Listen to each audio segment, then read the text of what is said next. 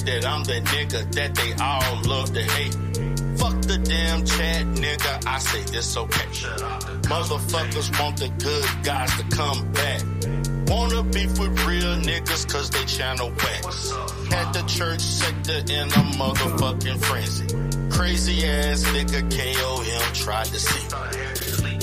2022 was a bitch. All a nigga wanna do is this. 2022 was a bitch. All a nigga wanna do is this. 2022 was a bitch. All a nigga wanna do is this. The Sektah wanna see a new beef every week. Especially from new niggas that wanna beef with me. Some say it's fun and some say it's hard. Trigger the bitch nigga, so he exposed the void. Took a trip to Vegas and we was Vegas lit. The haters saw the videos and they say ain't that a bitch. Left the damn Sektah, said my rivals tried to take my title. How the hell you try to take my title? I ain't got no fucking rival. 2022 was a bitch. All a nigga wanna do is this. 2022 was a bitch. All a nigga wanna do is this. 2022 was a bitch. All a nigga wanna do is this. Came for my motherfucking certifications, came for my license, and they came for my accreditation. All the fucking hating don't stop. The Godfather still came on top. Motherfuckers wanna take me down. Wanna see my dollars go from up and then down. The Godfather gon' win anyway. I end the fucking year with fuck the DBA. 2022 was a bitch. All a nigga wanna do is this. 2022 was a bitch. All a nigga wanna do is this. 2022 was a bitch. All a nigga wanna do is this.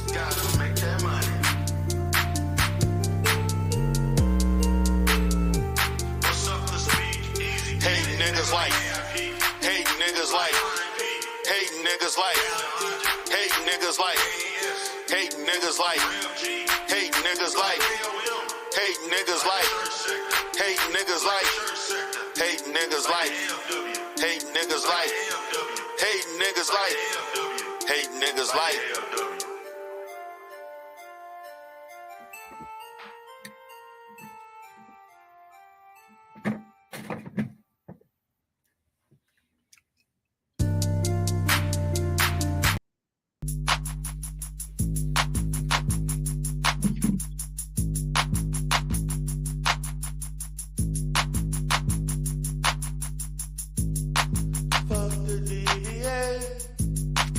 Fuck the DBA, check, sing with me. Fuck the DBA, fuck the DBA, fuck the DBA.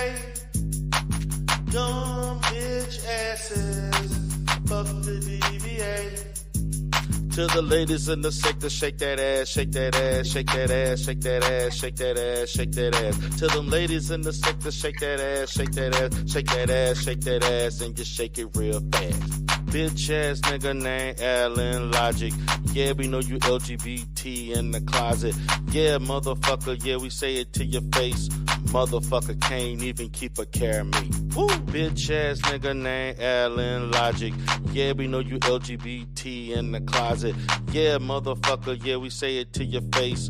Motherfucker can't even keep a care of me. Woo! Fuck the DBA, fuck the DBA.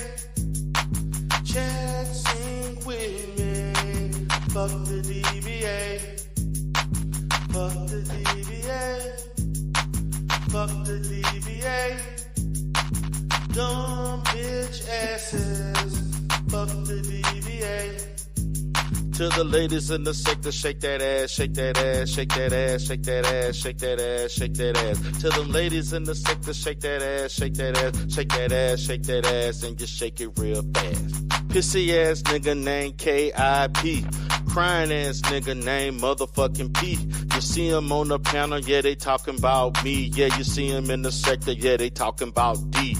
Pussy ass nigga, silly ass nigga, old ass, worn out, dumb ass nigga. You see him all around in the motherfucking sector. They mad that they can't be the Godfather. Fuck the DBA. Fuck the DBA. Chat, sing with me. Fuck the DBA. Fuck the DBA. Fuck the DBA. Dumb bitch asses. Fuck the DBA.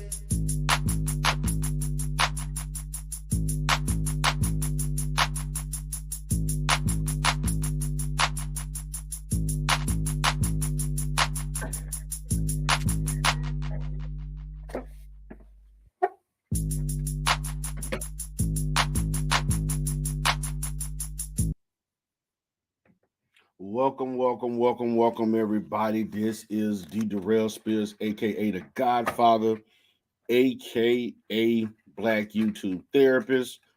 Chilling this morning. Want to go live to do a short live stream. Well, maybe an hour and a half at the most. Got things to do, got things going on, but I just wanted to kind of address a few things. I'm going to definitely review the Umar Johnson take on Jada Pickett and her marriage, if you want to call it that. I'm going to play the video. I'm not going to play the entire video, but I'm going to do a review on Umar. I'm going to get back to doing more reviews on Umar Johnson content, and so on, and things that he talks about on social media. I'm going to get back into that, and it's kind of get back to some of my original content that I did that kind of, put me in these YouTube streets like that. Want to say hello to everybody this morning. Hope everybody is having a good Thursday morning. What's up, Cassandra Brown? And also to the other 7 people that are in the chat. What's up to y'all in the clouds? You can come out. You can come out. It's all good. It's all good. So, before I get to the Umar stuff, before I get to that, I want to address the Umar Johnson sector, the Bengali sector. I want to address those that are in the clouds in the sector just for a second. Shout out to Carrie Ann. Great live stream last night. Was up listening to you. Good stuff. I want to talk about the status of my channel. We're doing sector content, Umar Johnson content in the sector. And I'm going to be honest, I'm not really feeling it right now. I'm not leaving the sector. I'm not leaving the sector per se, because you're gonna still see me in the chat.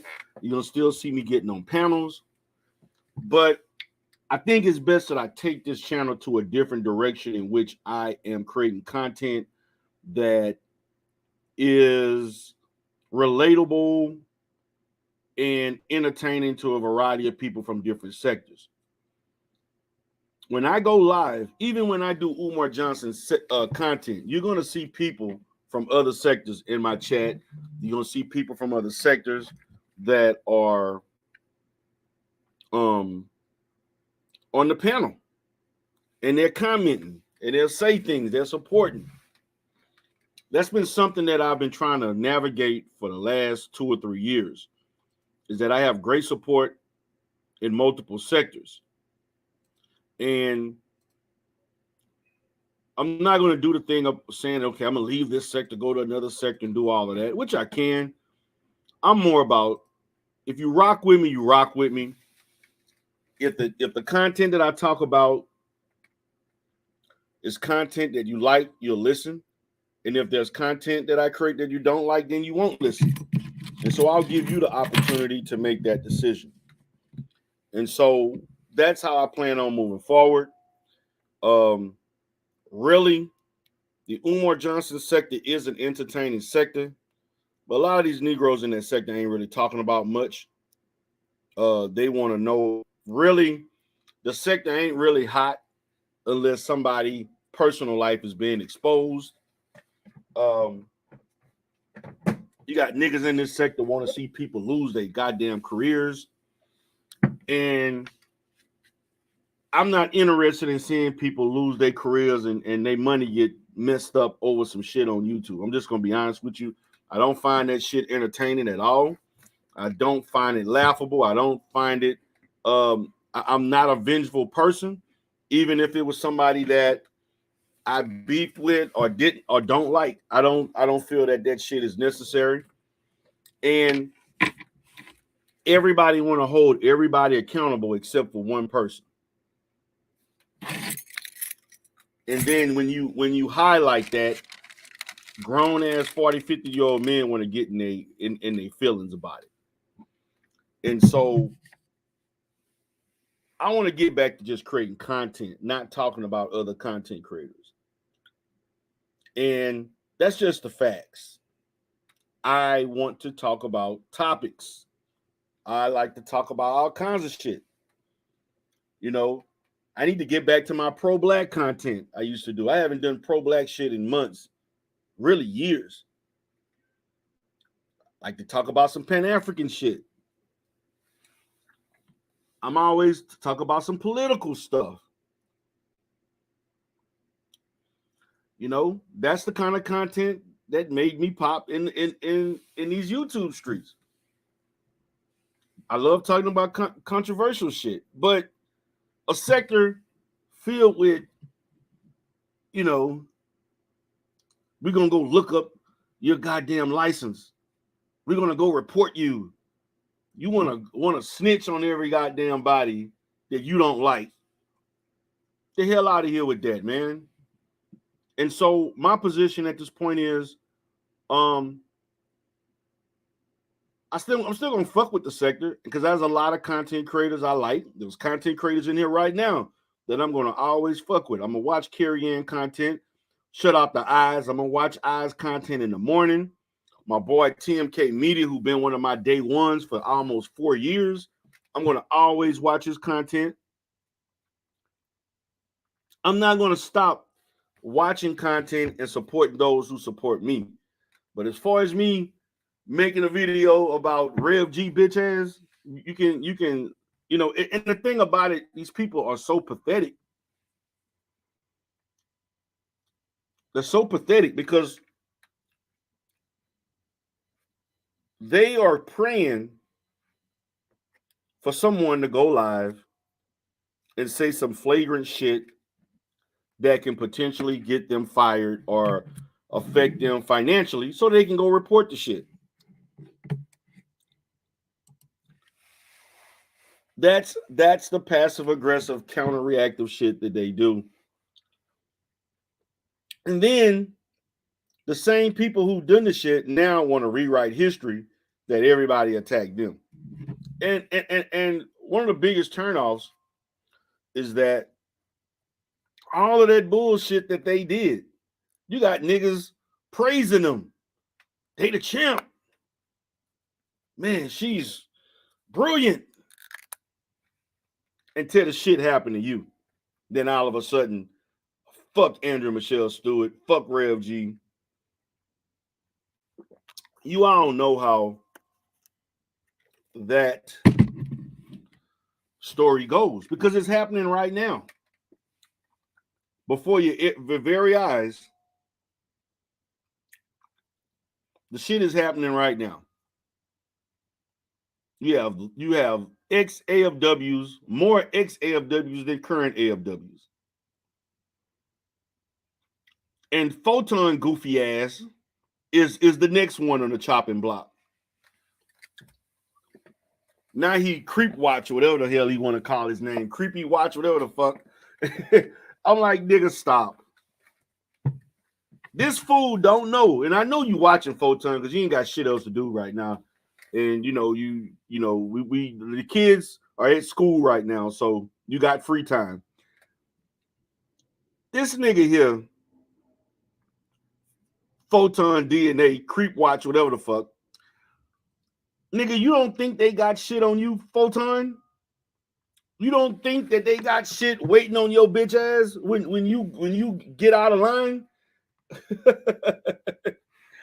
And I mean, my thing is, I watch Photon's shit. He entertaining. He be talking crazy and shit.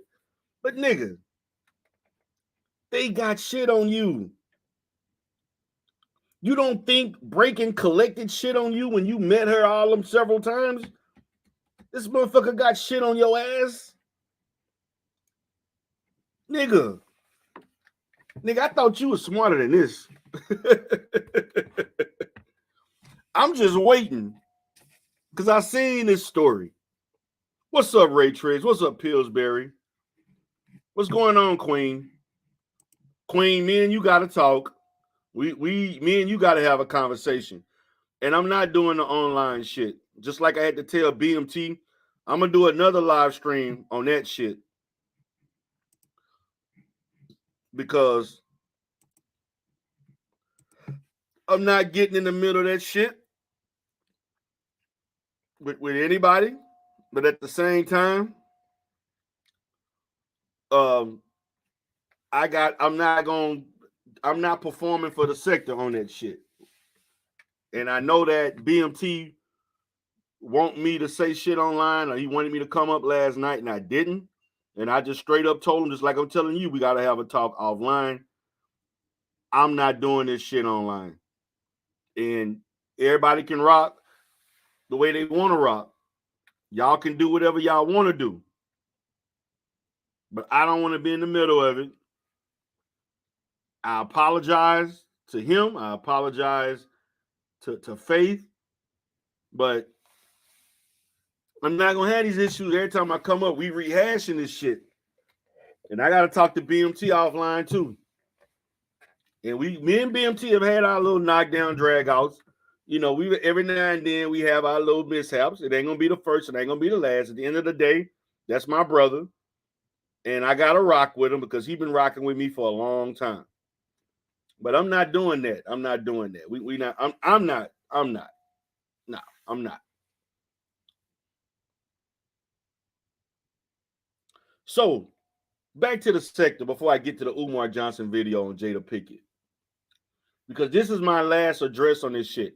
You know, I'm not leaving the Umar Johnson sector. To be honest with you, the times that I claimed that I only really left the Umar Johnson sector really one time for 10 months. Almost 8 to 10 months. Where I just completely didn't do any content in that sector. The other times, I just basically took a break because the shit was getting too crazy, and I just didn't want to do the content. And so now I'm just looking at my content. I draw good numbers, whether I do Umar Johnson content or not. And what I see is that if I do content on relationships or if I do content on red pill shit or whatever else, I have a lot of people in the Umar Johnson sector who continue to support me. Just like if T-Pre does T content, I'm watching T-Pre T-related content. The reason why is because I like T-Pre's takes. I like her visuals, her editing, music. That's why I watch. Mikey has a gaming channel. The Fraud and the Charlatan got a gaming channel. You know what? I go to their shit because I like them, number one, and I like the content.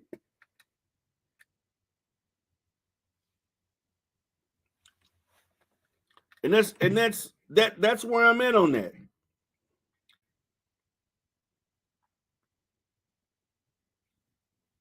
And so I don't feel I'm not inspired. I don't get anything out of talking about two content creators in the Umar Johnson sector beefing. But nigga, Photon, this is to you, Photon, because I know you watching, because you're not babysitting right now. You know, and you tried to low key throw a shot at me yesterday, not knowing that I'm simulcasting from 2 channels to say that I only had 17 people in the chat when really I had 50 fucking people in the chat. I'm like, nigga, stop. And yes, Photon, I had to time your ass out for making that comment. You trolling. The trolling don't work in other sectors. When I'm dealing with other sectors, the trolling don't have the same effect, Photon. That shit only work in the Umar Johnson Spengali sector. The Spengali sector like that shit. Other sectors don't care about your take like that if you're trolling like that. What's up, Femi from the chat? What's going on, baby? How you doing? We got to link up one day. Do some content. So, I mean, I'm still going to go to Carrie Ann chat. I'm still going to be LV chat. I'm still going to participate in whatever. Man, I got my movie coming out right now. Another reason why I made this decision is because, man, I've been having some offline conversations with people that I know, whether good guys and so forth. And I see people doing some big things. When I'm talking about doing some big things, they got plans. They got other things that they are transitioning to. So my position is, why am I not, with the resources that I have, why can't I invest and do some other things? And that's where I'm going. And that's one of the reasons why I'm creating my movie, which is still in the works. It's slowly but surely. And the thing that's actually making me stagnant right now at times is just my work related things that I have to do. I'm extra busy right now. I am really, really busy. Right now, I'm chilling right now but between two companies right now, a retail company and a mental health agency that I have to put a lot of time into. And right now, I'm chilling at my dollar store right now in the office doing some stuff, looking over some paperwork. Got my employees taking care of shit, inventory stuff. My son got a game tonight. He has scholarship offers. I'm trying to put him in the right direction. I'm trying to prepare him for life, manhood. You know, he has a lot of little distractions. I'm trying to get out of his little mind and shit with stuff he got going on with the little girls and all this other shit, and trying to steer him in the right direction as an 18-year-old young man. Man, and so those things take precedence over creating the movie. And the movie is slowly but surely being created little by little. And I'm hoping by November or maybe December, it'll be released. Or maybe later than that, depending on what's going on. You know, I gotta go back. I gotta go back to Dallas. I got some business that is picking up in Dallas. I may have to start back going to Dallas. I'm trying not to, but if I have to, business wise, I will, if necessary.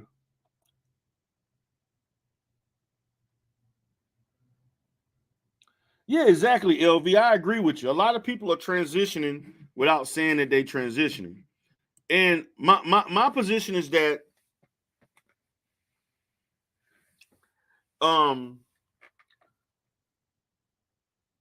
not trying to transition out the sector. I still want to be a part of it. I love if it wasn't for certain people in there. I like the dynamic outside of the doxing and trying to get people fired shit.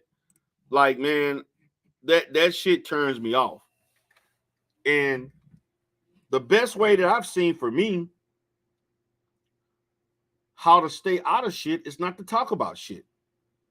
Like, I don't talk about a whole lot of shit in the sector anymore. And doing content that's my content, whether the sector gonna watch or not. Like right now, I got 20 people in here. I think half the people in here are Umar Johnson sector. That's great. If I got 5, 2, 3, that's good. Now I know that if I did a video on, let's say, why are black men in the manosphere cheap at spending money on dates, I know I'm going to attract a different group of people coming in here and so forth. I get that. And then I also know if I did a video on Rev G just got his BBL redone for the third time, but he chose not to get his teeth done, refixed, fixed or whatever. That's gonna draw another group of people. So I get that. So I'm doing content that's gonna be relatable to everybody. Miss Queen said, you need to teach me how to make music. I can definitely teach you how to make music. That's not that hard. You can learn how to sample, create music for you, all that good stuff. Yes, we got men that got BBLs. Let me show you, Miss Queen. We got a guy in the sector that has a BBL. Let me show you. This guy, right, you see them big ass hips he got? and the words of Shakim, he got the guy, I guess he got Flacco thighs or some shit. This nigga got a BBL. Let me stop, man. Let me stop.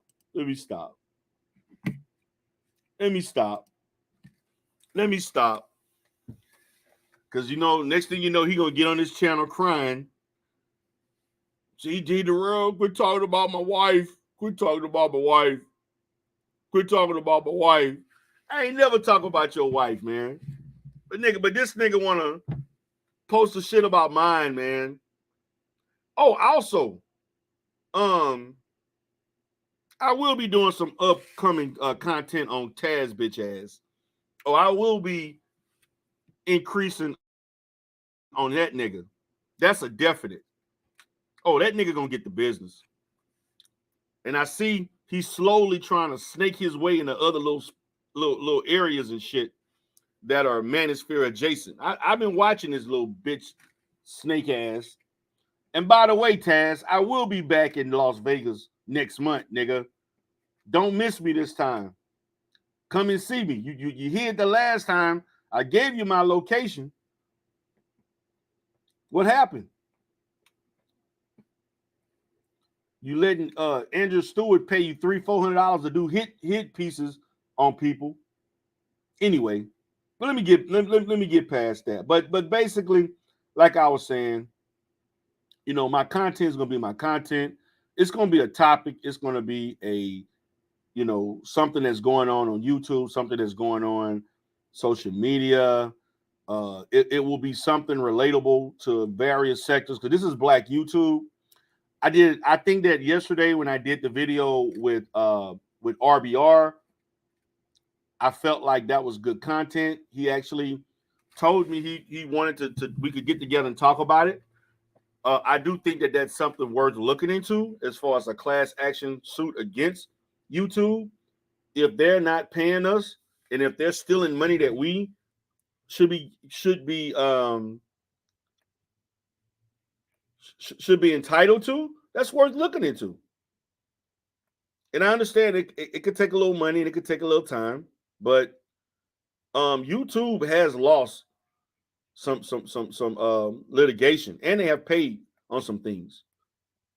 They're not invincible. There are cracks in the system. A lot of cracks in the system. What's up, Exposer? I see baby mama Nikki. Yeah, we got to have a little conversation. You know what I'm saying? Like for real. Me and my baby mama, we got some little issues to work out and talk about. Gotta, make sure she all right. Make sure she good. Yeah, Willie D did sue YouTube. I forgot. It was something about his channel. And I'm going to be honest. When RBR talked about the fact you really need to read that agreement, like, I never read the fucking agreement. I just basically went through the process so that I could start the channel. I'm just going to be honest.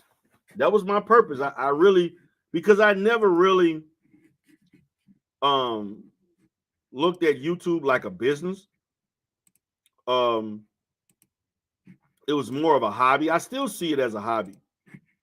Now, I've been smarter about how to want to progress my channel. And at the same time, but I do believe Travis is bunny hopping. Compensation. But I'm not in here to try to make $100,000. Number one, I don't. If I'm going to invest to make $100,000, this would not be it. What's up, Bishop Macbone? He said, DERELL, we need to discuss the topic of black men in the black manosphere, urgently getting real and authentic psychiatric care and psychotherapy. Now, I want to say, Bishop, I will talk about that, but I want you to understand that the manosphere is not pro-therapy. You know how I know that? Because these Negroes tried to hang me out to dry on some shit because of therapy or promoting therapy. Now, there are a few people who promoted it.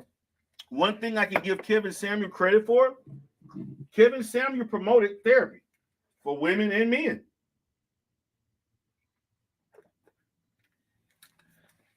Now, the problem in these spaces is that everybody wants you to be the therapist that they think you should be, instead of the therapist that I know I'm supposed to be and what actually works in real life.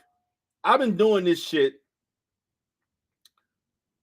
for 21 years. I've been licensed for 17 years. Okay? And can't nobody tell me how to be a goddamn therapist. There's no therapist on YouTube. I'm going to be honest with you. I'm probably in the top 1% of all therapists in this country. Period. And when I'm saying that based on the vast success that I have had and the fact that I have, as far as the services that I provide, me individually as a therapist, the biggest selling point of my company is me. It is not the company itself. Now, I took advantage of that to create new things, and I used my reputation to solidify myself in a position to get government contracts, networking with other people. I have high-end contracts. I have clients all over the world. I have clients all over the country. I have clients that I have clients in the Middle East. I have clients in Europe. I have clients in Western Africa and Southern Africa. I have clients all over the world of all races. I got clients, I got high-level clients who are in political, who have high-level political offices.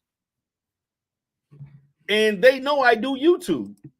And they don't give a shit. And to me, that's the biggest thing and when I create my movie, I'm going to make light of how I interact with clients out, because the whole movie itself will be a derivative of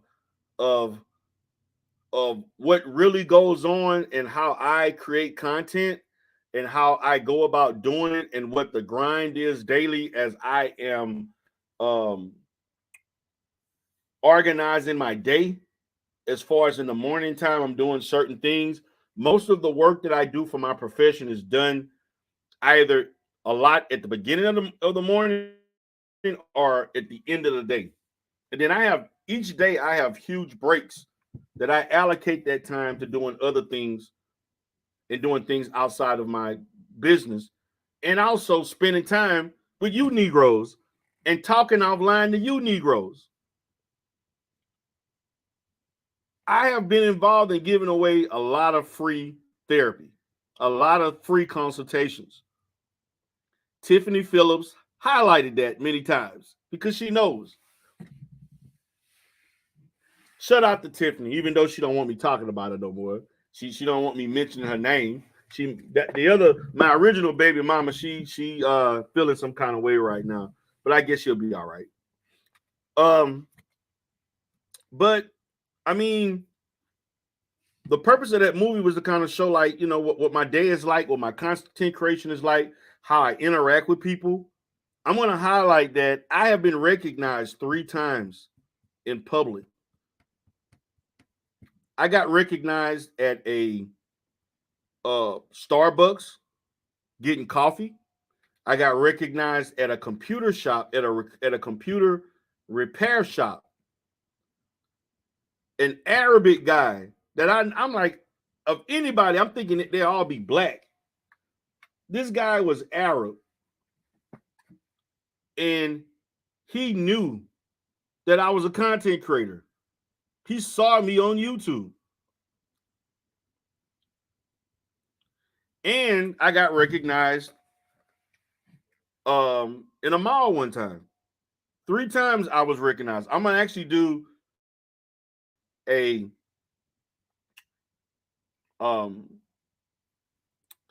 creative way of showing that, of how that happens. You can and could be recognized, and when somebody know you or whatever, that they will walk up to you and ask you, "Hey, are you DERELL?"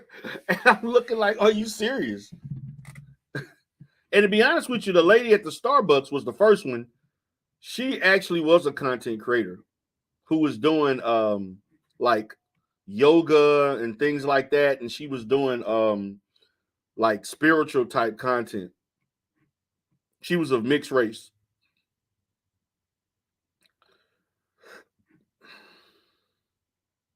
And so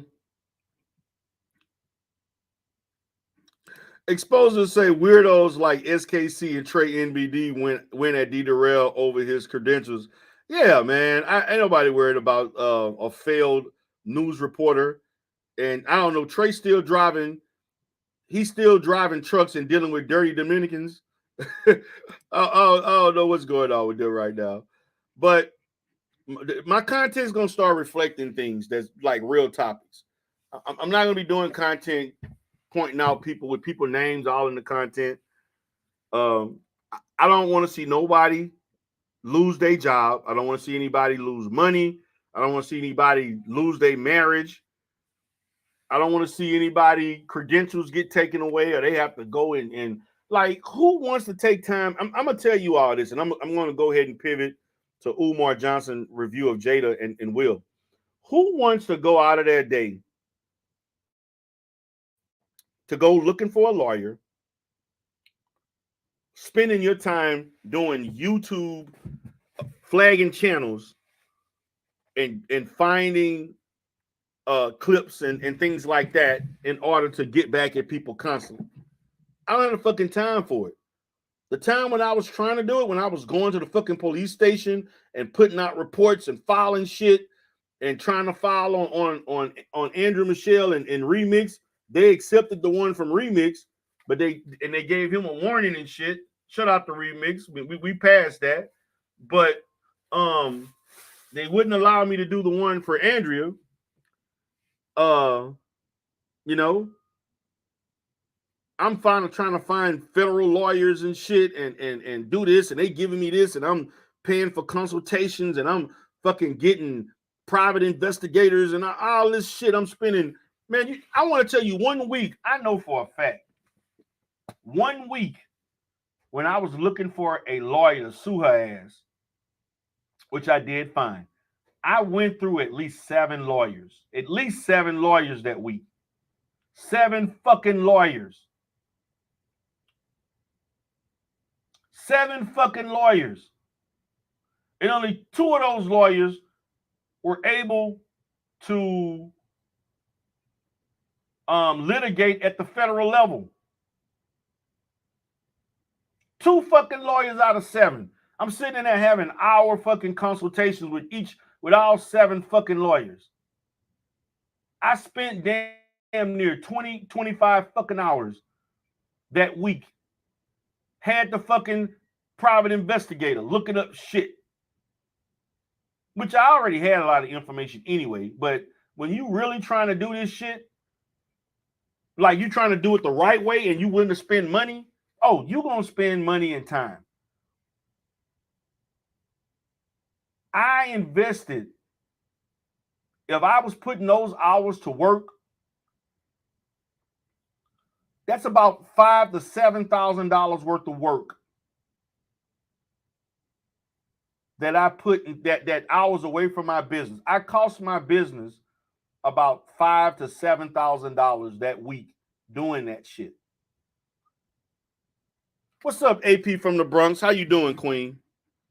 That's the fucking reason why I talk my shit. And at the end of the day, whether a person agree or disagree with what I was advised with, the advisement was really to stop doing this shit and to attack the channel. It was not to go suing and trying to get gag orders and all this other shit. Because even though you get a gag order, motherfucker still can go into another persona and some other shit saying dumb shit. And a voice changer and everything fucking else. At the end of the day, I could win a judgment that she could not afford to fucking pay for future unearned revenue that was cost due to not being able to obtain a domestic violence credential, which I don't need that credential to do domestic violence. I was only using it so that I could operate in a certain system.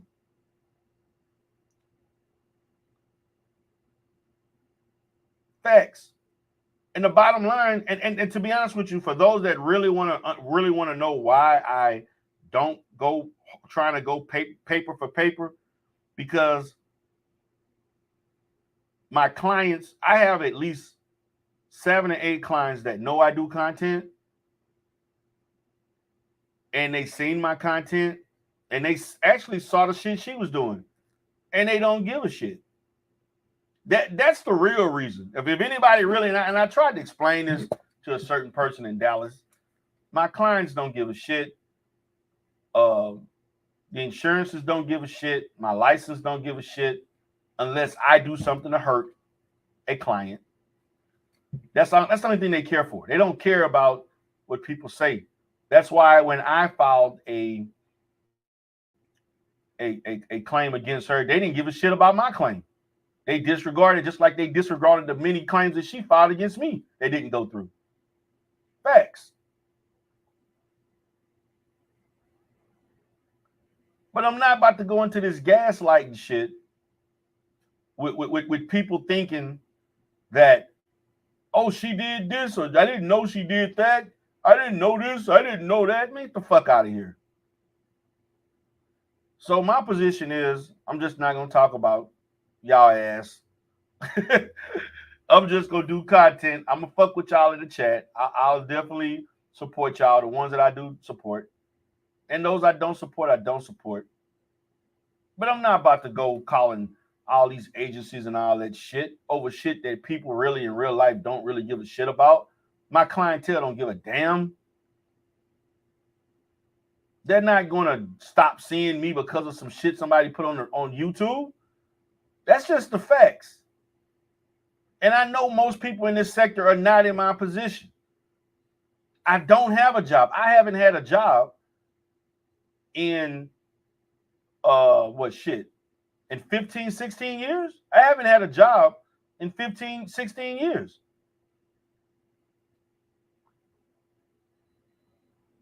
I don't know what so I'm in a different level, different way. Like I don't report to any fucking body.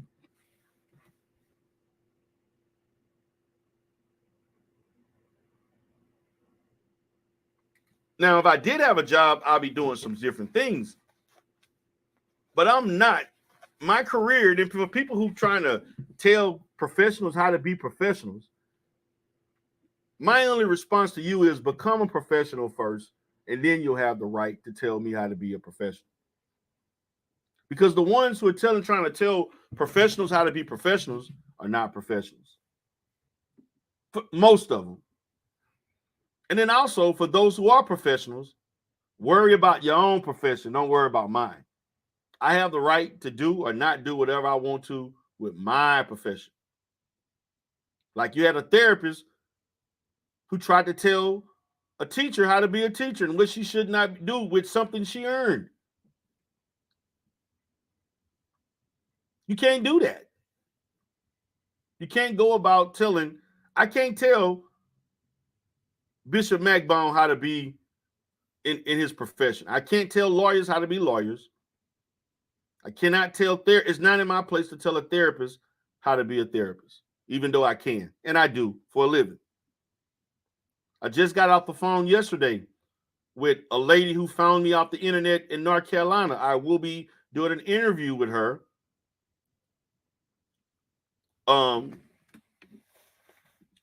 For a project that she's in. She found me on the internet and she saw the dumb shit that was said about me. That didn't stop her from wanting my expertise in mental health. It didn't stop her from being on the phone for me for damn near 45 minutes to an hour asking about how do I start a practice and how do I build my practice. I'm actually thinking about creating continuing education classes on how to start a practice and maintain your practice and credentialing. And to allow therapists to understand all the revenue streams that you can create from being a therapist, from just the traditional forms of therapy. Okay, so I'm gonna go ahead and pivot from this and get back to the Umar shit because this is what people want to hear. And I just wanted to say that, man, but I really, really felt like it was a need for me to say where my content is going and where I'm at. Because what I see is when I do content on my DERELL Life Solutions, I have people all over the place that comment that like what I say and want me to do more stuff about that. And I will. So I'm gonna get to the Umar content, and how Umar talked about Jada and everything. Again, this is what Umar's doing.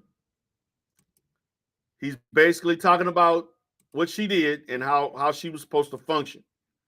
Now, he did make some good points, but let's get to it. To my Baltimore, Travis Hunter just came back from an injury. You got to give him some time to work himself back in. He scored a touchdown. He also stopped a lot of good passes. I like Travis. You have to stop bunny hopping, my brother. She's taking. We knew he was going to bring up the bunny hopping. Jada Pinkett Smith. I am go. so tired of you embarrassing my brother Will Smith.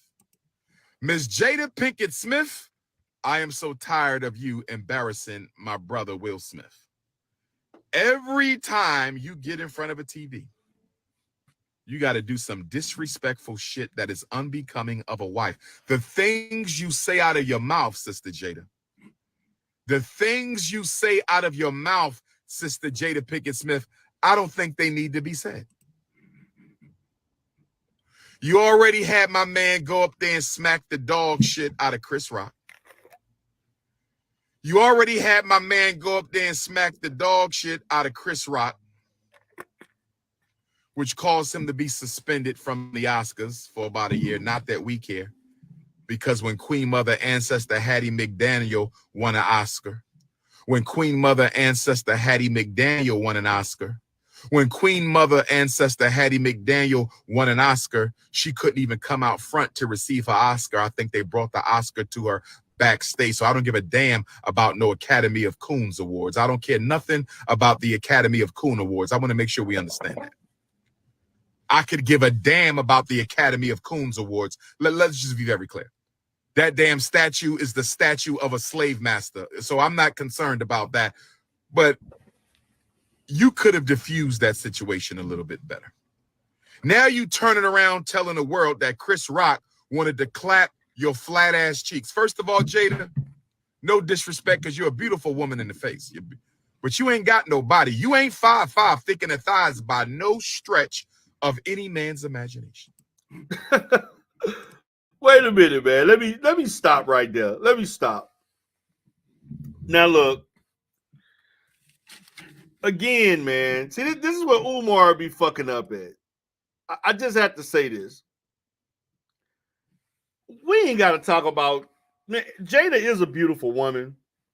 Now, I don't, yeah, Jada ain't thick in the thighs and she got curves and all that. I mean, Jada mama, to be honest with you, Jada mama look good. Jada, Pickett Smith, her mom looked good for her age. Matter of fact, I don't even think Jada gonna age as good as her mom looked. Now, Carrie Ann wanted me to talk about the abuse of that they did to the daughter. Carrie Ann, you're gonna have to now. I heard you talk about that, and I know it was the issue of about masturbation and all that shit, and I did see a clip of that. I'm gonna have to review that further before I get into that. I don't want to get into the lines of slander, and I need to know full scale what act was done that would represent that per se.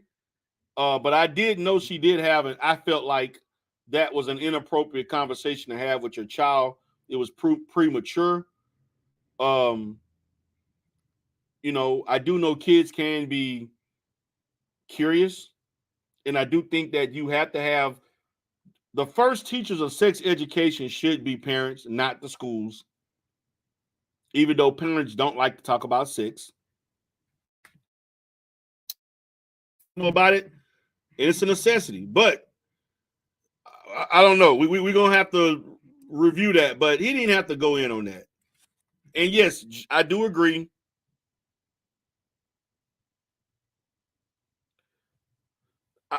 I do agree that Jada is out of line. Carrie Ann said she could send me the clip. I gotta definitely see that clip.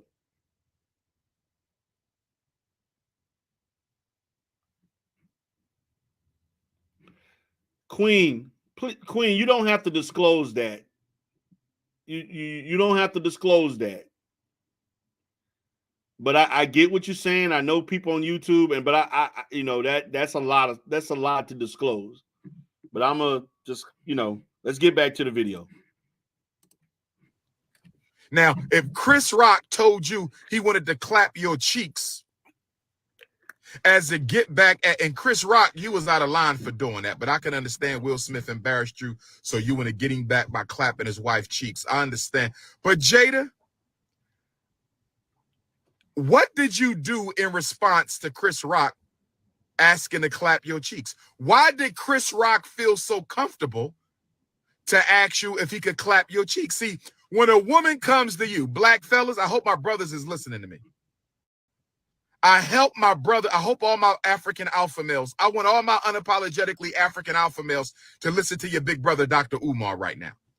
I want all of my anti-snow bunny, unapologetically African alpha males.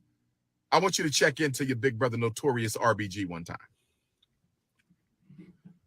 If your woman ever come home saying that a man solicited sex from her in a very private manner, not vulgar, not boisterous, not out loud, not disrespectful. If a man pulled your woman to the side and solicited sex from your woman, you got to be a little suspicious.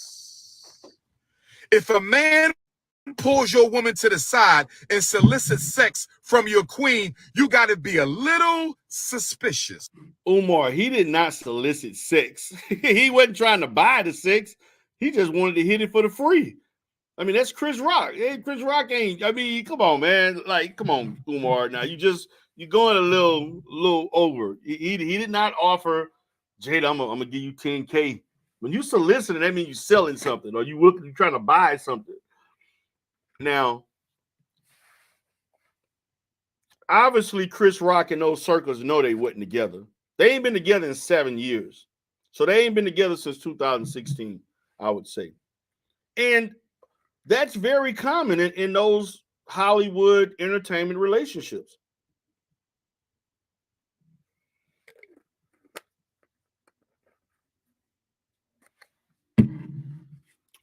I'm just being honest. You know how many marriages there are where people have business marriages where they don't even sleep in the same room. They're cordial with each other. They're together for business purposes and business purposes only. I mean, it's nothing to me. I don't feel there's nothing wrong with that. Marriage does not have to be defined as one way for every fucking body. And I think, first and foremost, as a person who is a relationship expert and healing and helping people through marriage, one of the biggest issues is people trying to live up to unrealistic societal standards that don't apply to you and the person you're with. And if a person wants to be married to a person and they have whatever situation they want to have, the only person that really counts is the two people that are together, not everybody else. Society wants to tell everybody what they should and should not be doing. And it's not your place. I encourage couples to create your own standard that fits you and your partner. And if other people don't agree with it, they need to mind their own damn business and stay out of yours.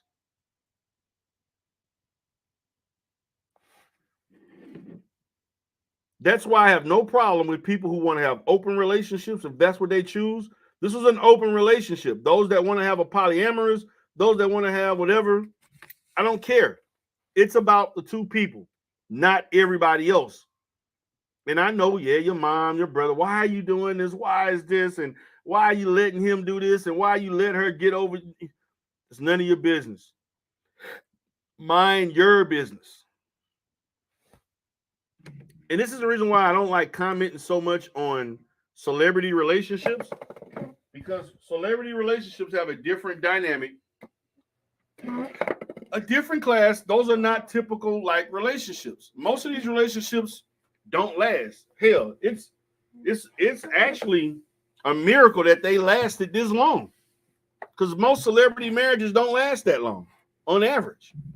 But let me continue. If a man pulled your wife to the side and solicited sexual relations with your woman, you got to be a little suspicious. What did she do to make him so comfortable, feeling like he can make it advance? What did she do that made him so comfortable that he felt like he could make a sexual advance? Is this not suspicious?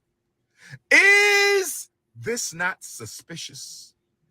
Is this not?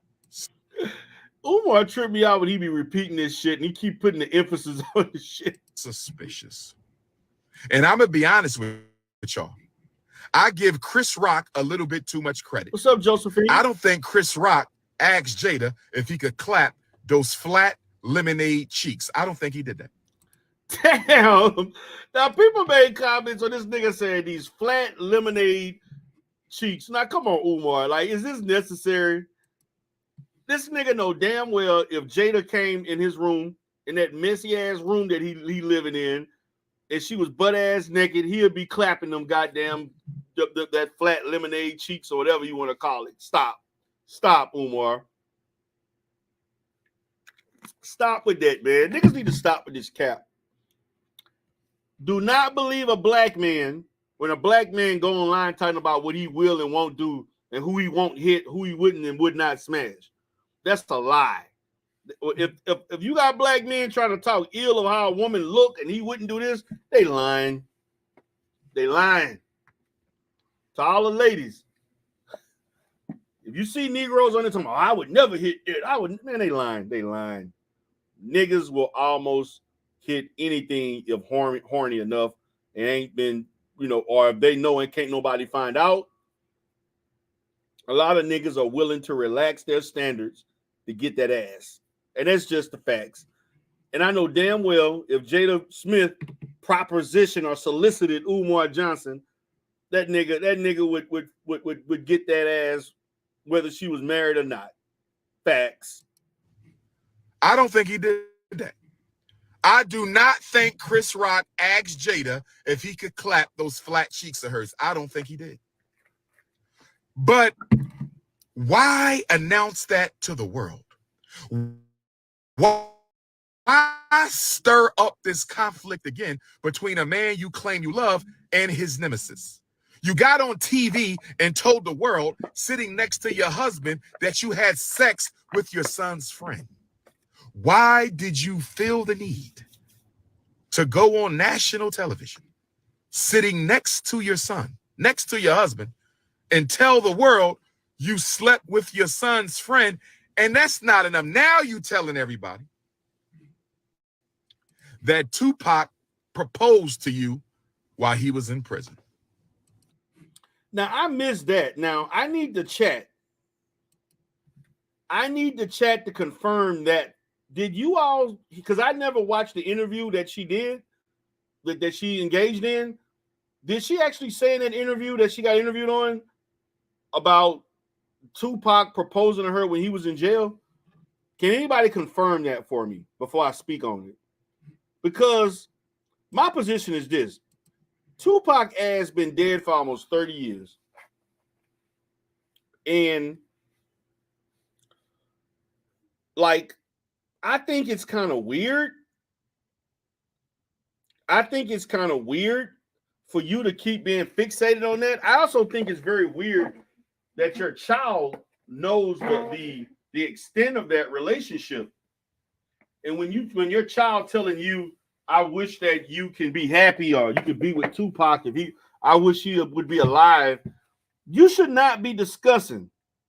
You should not be discussing your personal life with your goddamn children, particularly underage children. And so that lets me know, like, this lady, and see, notice, there's a difference between the children that Will Smith has with her versus his first child with that first wife. If anybody got regret, I guarantee you Will Smith probably regretting he left his first fucking wife. That's the story that needs to be talked about. Because I'm going to be honest with you.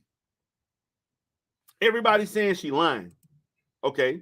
So I'm going to go by what y'all say. I don't think Tupac proposed either.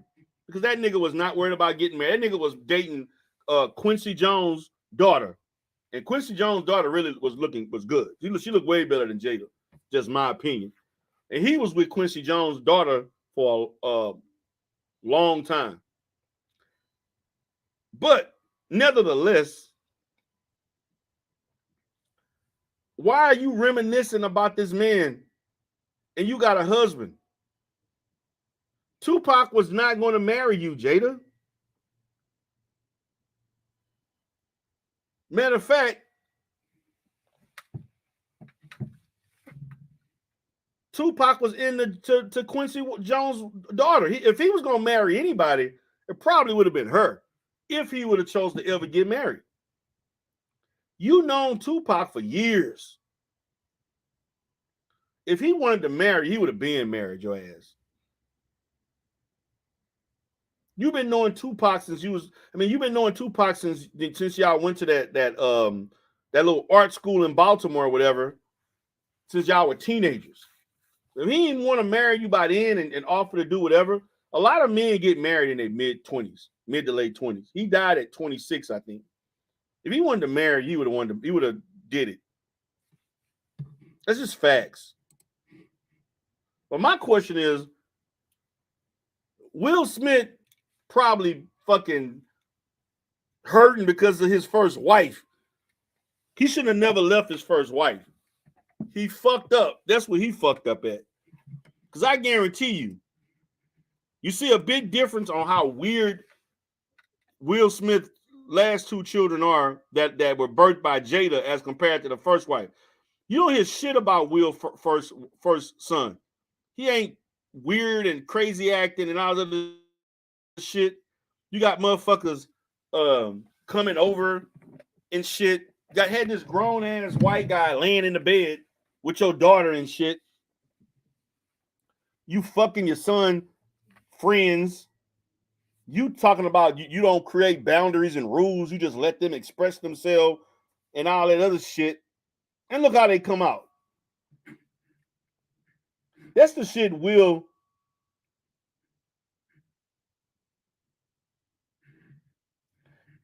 That's the shit Will Smith should be talking about.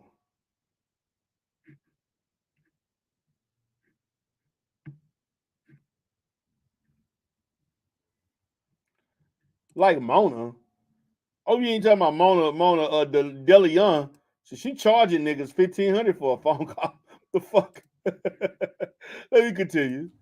Now, Jada, everybody know you and Tupac were soulmates. Y'all should have gotten married.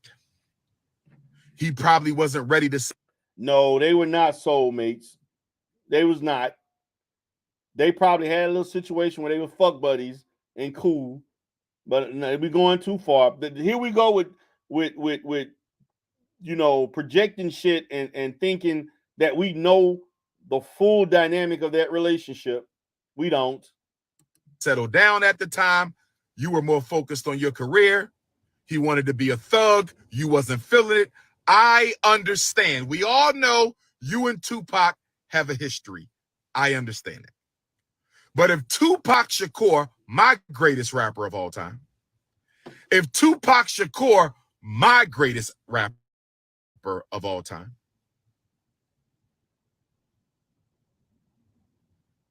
if Tupac Shakur proposed to you in prison, Jada, he might have.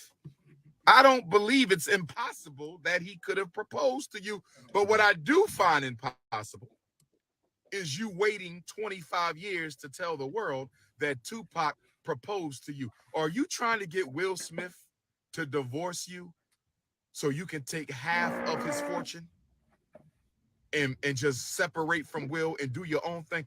I'm kind of getting the feeling, Sister Jada. Now, that's real talk. I do think, and that's something I will address, because I do think there is something in that prenup that if Will file for divorce, she get a certain amount of money, or if she files, she don't get a certain amount of money. I will revisit that. I'm kind of getting the feeling, Sister Jada. I'm kind of getting the feeling, Sister Jada, that you want Will to divorce you, but you don't want to ask for the divorce. You need it to be initiated by Will because you know how much people would have a problem with you running off with half of that black man's fortune that you did not help build. Facts. So you trying to piss Will off so much and frustrate my West Philadelphia brother so much that he just throw his hands up and say, I can't take it no more. Okay, you can find what you wanted? Just need mosquito spray. That mosquito kill. Oh, the spray you needed? Yeah, oh. spray. Okay. Have it, right? Okay, no problem.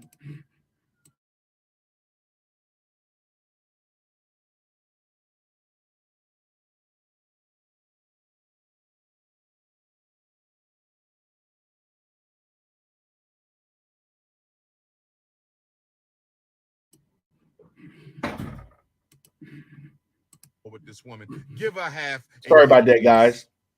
I think Jada simply wants Will Smith to throw up his hands and say, give her half so y'all can give me peace.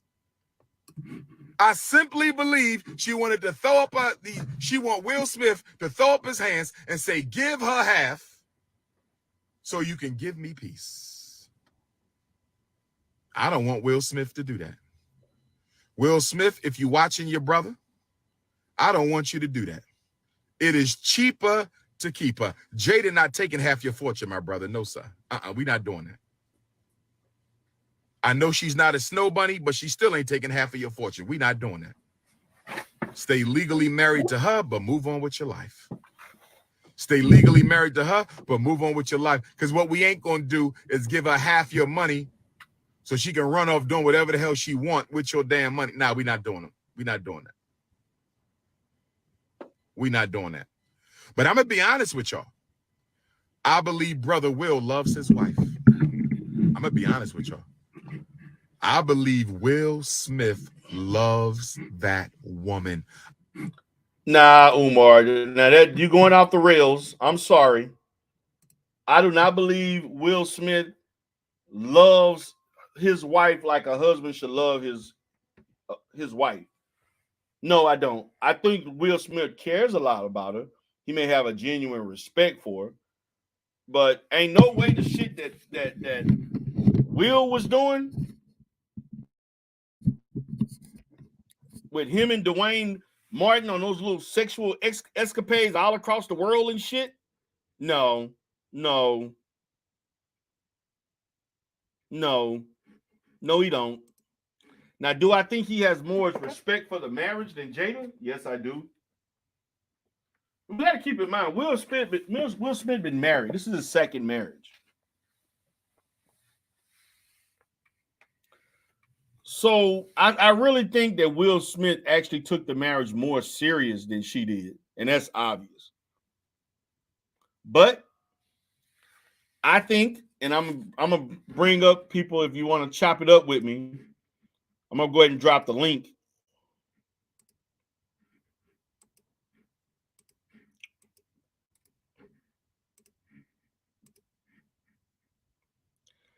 I really think it's something in that goddamn prenup that if Will file for divorce, Will coming out some money.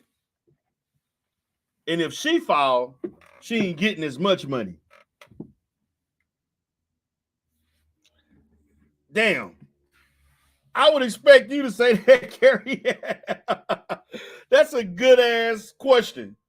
And that's a fact. Why are you speaking on marriage and you got two baby mamas?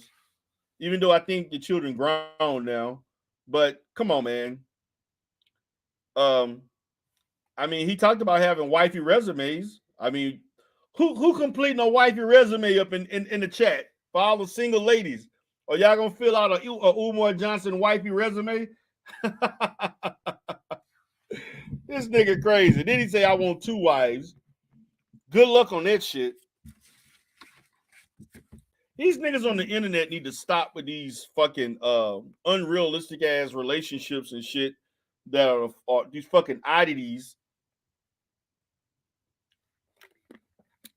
appearing to be like an oddity and shit of thinking you can do these fringe type relationships. That shit don't work. This nigga went all over the world with Dwayne Martin, Will Smith. He probably respect the relationship, but I don't think he loved her like Umar described. I think his stance is a little bit too weighted towards Jada not giving a shit, and it's also been a little bit disingenuous about Will Smith loving her so much. I don't see that. I'm giving y'all the real. That should be kept behind a closed door between a man and a woman. Now, I know she got the new book coming out. Jada, you got the new book coming out. I see you got the new book. You want to sell some books. So I know a lot of this stuff, like Tupac proposed to you, that's all coming out now because you want to sell some books. I understand. But Jada Pinkett, I love you, my sister. Set It Off was a classic. Set It Off was a classic. What was the other one she was at with Old Dog? What was that? Minister Society was a classic, sister. You got a couple classic movies. Please fall back and act like you act. What's up to the godmother? Your age. Please fall back, Sister Jada Pinkett Smith, and act your age.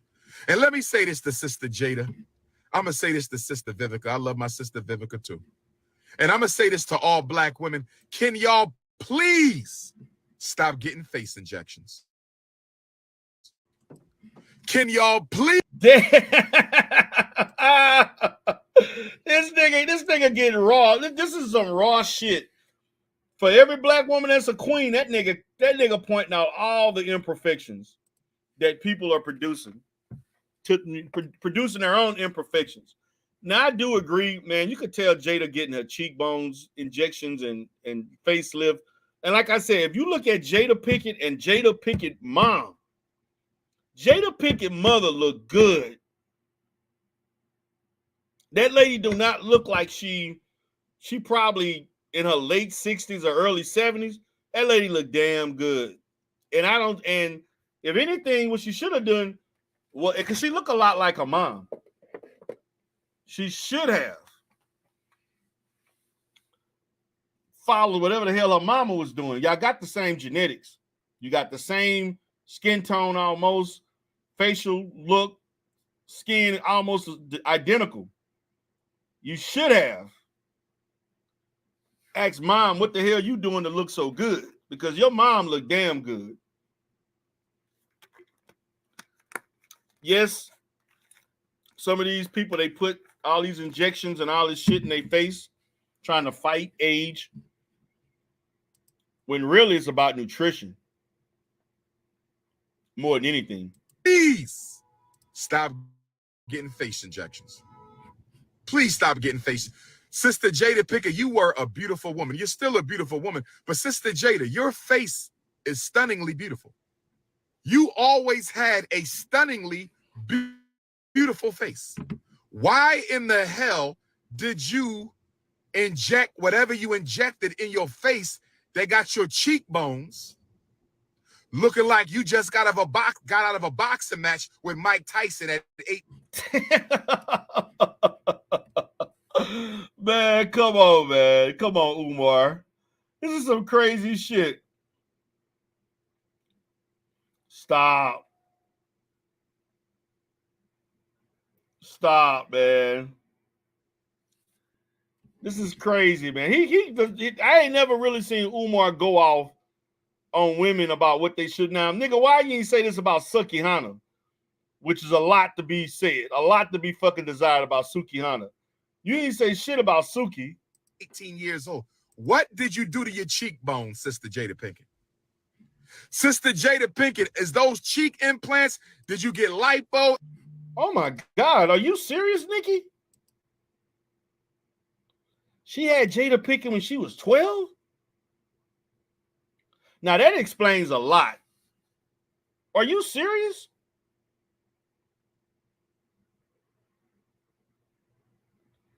Now that's a whole nother psychological examination. That's a whole nother psychological presentation on kids in their preteens or teens raising, having kids early and how they raise their children and how they make their children pseudo sisters. They try to become their best friend or their sister instead of being their parent. Now, I'm going to have to research that, Nikki. And I know you're telling the truth. I definitely trust what you're saying. But I knew she was young when she had Jada, but I didn't know she was that young. And these are things that I treat on a monthly basis. In most situations, teenage mothers I usually see a difference. Like when like say a mother 16, 17, 18 is usually not a big problem, particularly if they got a lot of support. But particularly those that have kids at 12, 13, maybe 14 years old, there's definitely a drop in quality of parenting. Damn, 15, that's still young. That is still extremely young. That's typically a drop-off. And you start trying to make your kids your best friend and shit. But I'm going to leave that alone for right now. Injections. What the hell did you do to your cheekbones? You look like you went 5 rounds with Mike Tyson. What did you do with your cheekbones? Messing with your face and your titties. Stop. Can we stop it? Umar, why you didn't say that about Suki Hana? Now,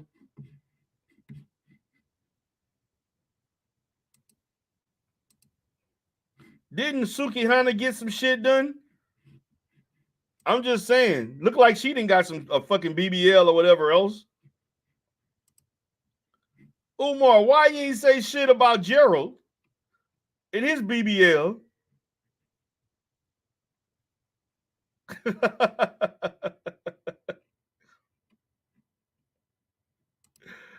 You've been knowing this man for years, Umar.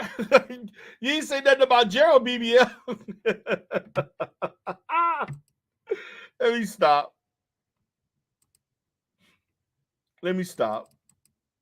Because you know how Gerald, getting his feelings and, he start, losing his mind. Knock it off, Black. Well, stop. Why are beautiful women getting surgeries? Little Kim, drop dead gorgeous when she was with Junior Mafia. Drop dead gorgeous. Why?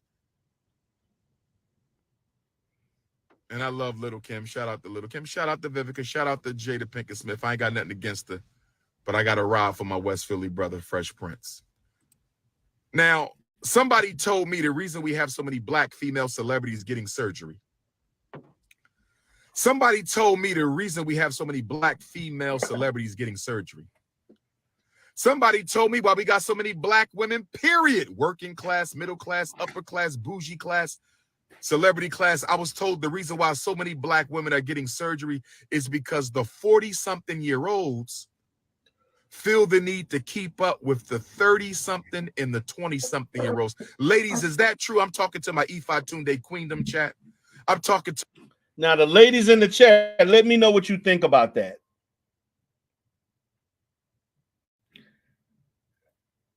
I don't know specifically if women are trying to put 40-year-old women trying to keep up with 20-year-old women, because that's just illogical. Now, I do know there are women that do want to get a little work done, minor stuff.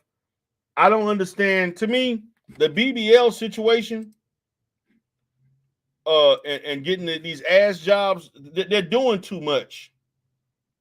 Now, I can understand you want to get your breast re-augmentated or get like a tummy tuck or some shit. You want to get a little something in the hands, but no 40-year-old should be trying to keep up with no 20-year-old. I'm sorry. And yes, there are 20 and 30-year-olds with no booty and no titties trying to get enhanced. That's facts.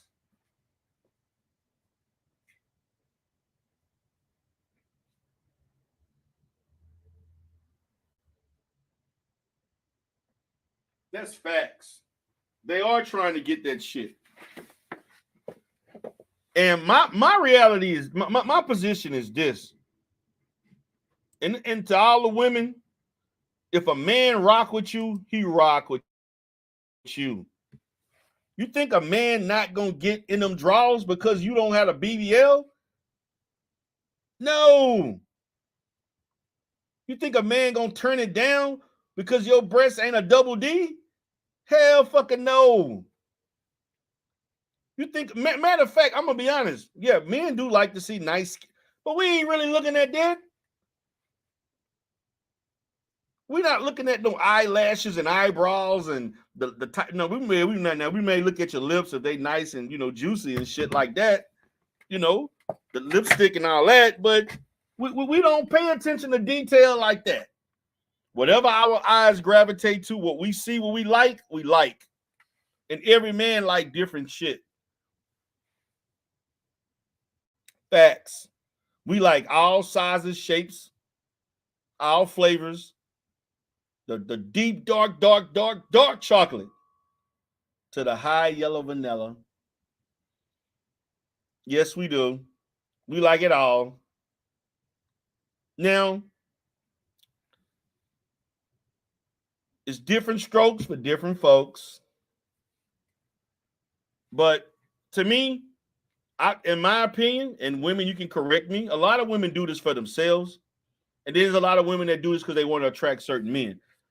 I would advise you, if you're going to do this for yourself, please don't do this to try to attract men, because there are men that like you just the way you are. You don't have to change shit. Now, there's always, improvements that you could make. You can, you want to keep it tighter. You want to, trim a little bit and all this other different stuff. You want to upkeep, whatever. You want to get that enhanced or whatever. But getting a big giant ass with stick legs ain't it. Getting all these facial injections and collagen and shit, blowing up your lips, and that shit is superficial. Men prefer, black men in general, definitely prefer natural over all that superficial ass shit. Sorry, but that's the truth. To my Germaniacs, I'm talking to my ladies. Are y'all getting surgery because y'all feel the need to keep up? The Real Forever Grace said, I'm 45 and I'll never do it. Miss Melanin Cheek said, I think they are doing it. Listen, it's self-hate. This is what I want to say to my African queens in your 40s. To my African queens in your 40s. Listen, you will never be able to compete physically with a 27-year-old. You can't. You understand me? Even with an artificial body, you can't.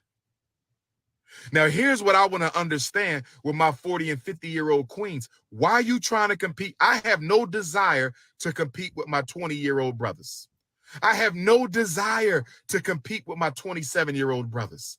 I have no desire to compete with my 30-year-old brothers. I have no desire to compete with my I have no desire. I love who I am. I love my age. I'm glad I'm still on this planet to fight for African liberation. Black women, you got to change your thinking. Black women, you got to, you had your time. You had your hot girl summer. You had your Greek picnics. You had your freak nicks with your ass cheeks hanging out of this extra small blue jeans that you cut off. You had your time creeping around the college campuses giving that goose out. You had your time. Why can't you let it go and move gracefully into Give it up that goose. Man, Umar is a fool, man. Umar is crazy. He say the women give it up the This is crazy, man, that Umar said this shit. Let me continue. Hold on. I'm gonna go to Carrie Ann. Okay, take your time. What's moving gracefully into pre-elderhood? What's wrong with being 47? You made it. 47. You've accomplished. You've raised children. You got your business. You got your degree. Why are you trying to compete with a 27-year-old? Your yoniverse will never be like hers. Your butt will never bounce like hers. This nigga, it would never bounce. You see, this is why I have issues with Umar Johnson being serious on some shit, because he gotta say all this extra shit. He's so immature. You gotta be theatrical about the ass bouncing it out. Come on, man. If you're gonna be serious about it, be serious about it. Well, what's up, Carrie Ann? Yeah, I just well, first, thanks for having a halfway intellectual chit chat. It's nice to talk to a grown man. Because it's been a immature week in the sector or whatever. Yes, it has. It really has. But go ahead. Yeah, so I do think for him to claim to be a psychologist, I think it's weird that he's putting all this emphasis on thinking that women only get surgery to compete with younger women. And he's not, for him to be a psychologist, I think it would just be reasonable to talk about why, like, what is it about men? Like, why do women believe this is what men want? You know, it's like that thing where men claim that they like women who don't wear weaves or makeup. But as every woman listening to this knows, that is just a lie. Men believe that, but it's not true. The numbers I have to don't make add a up. correction. I have to make one correction, Carrie Ann. Umar is not a psychologist. Well, but he pretends to be. No, but he's not. And that's the issue. He is not a licensed clinical psychologist. I agree, and that's a good distinction. He should not be using that term. He could use that term doctorate of psychology, which is not the same thing, but he's not. And he has not completed the training. He completed the academic work, but not the clinical work. Okay. Now, as it relates to Umar and why women are doing these things, I do have some experience in women, because there's a certain facility not that far, maybe 20 miles from where I'm at, that I actually worked with this psychologist that actually, a lot of these people, depending on the facility that you're getting the work done, they will ask that they do a psychological examination. Okay. So I think any competent doctor does that. Yeah. If a doctor doesn't do that, that's like the first red flag. Well, there's a lot that don't. I just want you to know that there are a lot that don't. So you do a full battery exam that takes about 3 to 4 hours. But what I'm gonna say is this: I'm not gonna say that there are not women who do this purposely to attract men, but most women do this because of of how they feel about themselves. As far as they want to do this for themselves, and I guess it will have residuals as far as other men potentially being attracted to you because of that. And that's and I understand that if you're doing things to enhance how you look, to make you look better or feel better, men will eventually gravitate to that, not just because you look better, because your confidence level also shows. You know, your I confidence agree with level can that. make you more attractive. Right. And so I just think it's whack when people try to shame women and act like they're making all these choices when men don't like it. And no, men like big breasts, men like big ass, men They like do. the way women look in high heels, men like long hair. I mean, a woman can be beautiful with short hair, but men do like the way women look with makeup on. Even they might not Right. like it. I agree Let me with that. finish. Yeah, and they might not like it psychologically. I saw some research recently. This was on YouTube, so take it for a grain of salt. Where they said they did this study, this longitudinal study about how if you had men respond to a woman with no makeup on versus high contrast makeup, and you only gave them like milliseconds to respond. You know how they do with some of those studies? Right. To get your honest opinions, that overwhelmingly men prefer the look of a woman with high contrast makeup on. But years later, somebody went and redid the study and said, let's give the men indefinite time though. Like, why should we think that the first thought a man has is the most important? And when they extended the time to look at the women longer, the men did still think the made up woman was beautiful, but they also found her like less trustworthy, more suspicious, you know. Mm-hmm. Like Okay. these types of things. So to make it look like women are doing all these things for no reason and men don't like it, that's women are investing tens of thousands of dollars in these surgeries. Of course, men like it. Yeah. Now, I hear what you're saying. Men, there's a large percentage of men who do like it. yes. But you got to also look at the quality and the type of man that likes this. Is to me is the problem, because my position is this: a lot of women who attract these type of men, you're not getting the type of man that will give you the type of relationship that you want long term. Because and I don't disagree. You know, I'm a curvaceous woman. And it's one of the reasons why I don't even want to bother to date. I think the women who desire that type of attention from men have never experienced it. They don't know how cumbersome it you're is. attracting. Right. But the same men who give out this dating advice to women about how they're not going to attract quality men, these same men will turn around and tell you that dating is a numbers game. Yeah, so it is. So if you're trying to find a partner, trying to make yourself be more visually appealing to the most men possible is probably a smart strategy. And I hate the way that he's doing this as if this is all just something stupid that women do. Like, part of this conversation, if it was responsible, would be like addressing men and why they're attracted to certain things, and maybe they should reconsider what they're doing. But to constantly just shame women for all their choices when at the end of the day they're trying to attract a man because they're heterosexual is just sexist, in my opinion. Okay. Well, I think that if he would have kept it strictly without his opinion about who looks like what compared to his own value system of what he thinks looks good, he should have kept that out of it. He didn't have to do all this stuff about the cheeks and the lemonade ass and flat ass. You know, when you start doing the bouncing young women and you know what's funny is weight. Umar is exactly the type of man who a woman's should disregard his opinion. He sees women as objects. He runs through women. He's never committed to a woman. He's had all these broken families. So if anything, a smart woman would listen to what Umar Johnson is saying, write it down, and do the opposite. I'm going to say this. I would judge Umar based on the women that we know he's been with. Yeah. And the women that I've seen, let's go with the I don't know if you was on YouTube, the conscious stripper.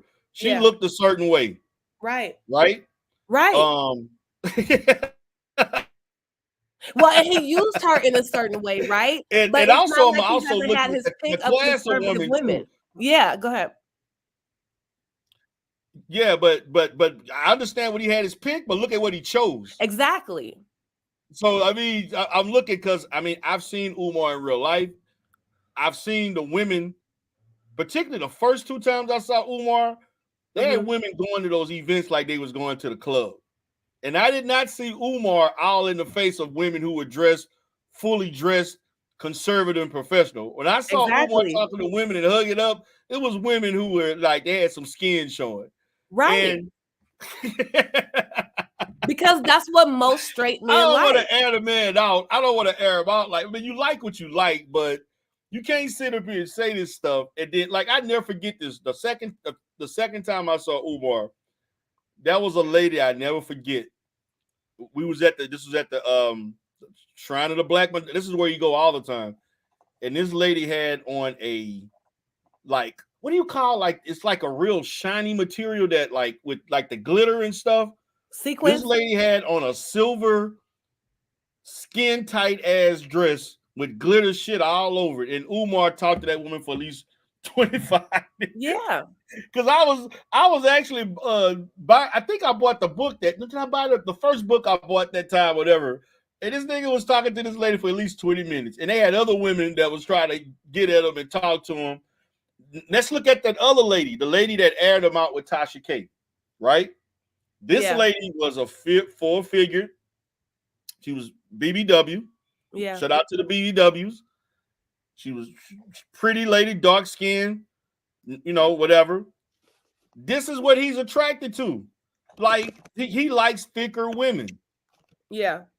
And that's why when he talked about Jada being thin, I didn't think he should have did all this, you know, trying to make fun of her being thin. I mean, but there are men that like thinner women. So my position is you like thicker women, and you're definitely attracted to women who may get some of these ass and shapely enhancements because that's what you gravitate to. Right. I mean, so I feel like it's different flavors for everybody. Like you don't have to, you know, demonize someone for looking a certain way or not having what you find most attractive.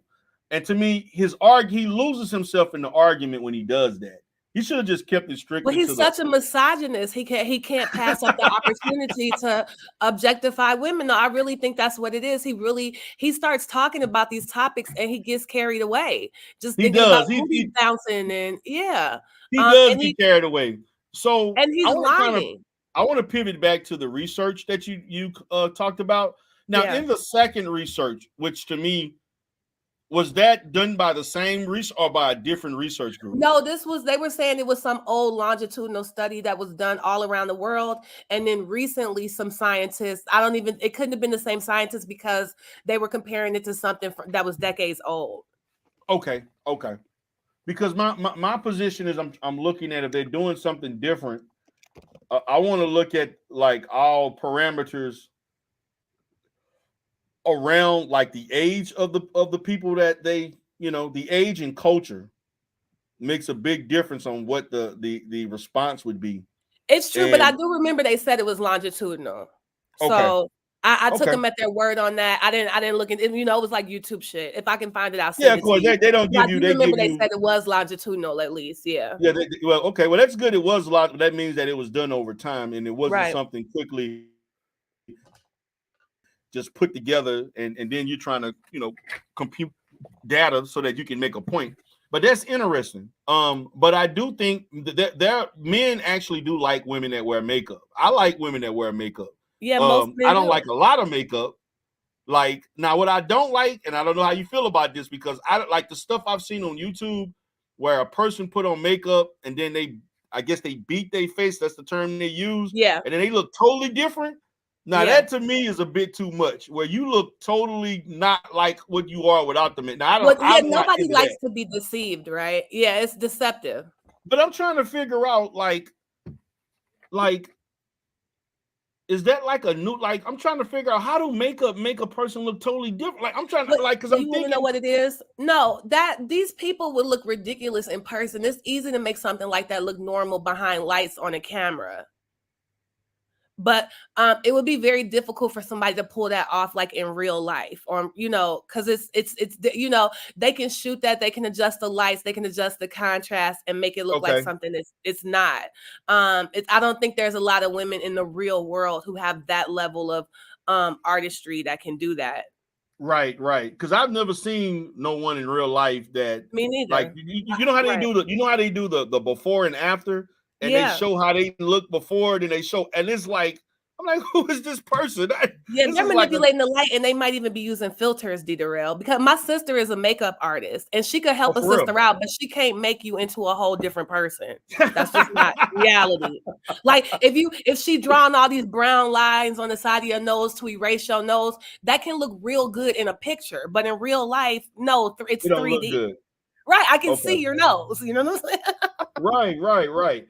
So, what is your overall take on the marriage itself with Jada On the and Will, what? and how things have evolved over time as far as her? Do you think that she is doing this merely to sell the book, or she's merely just letting out what she was holding in for years? I don't know why she needs so much attention. I don't know what's wrong with her. I think it's something like really sick about this woman. And I don't know enough about psychology. I've never seen anything like this before. Have you?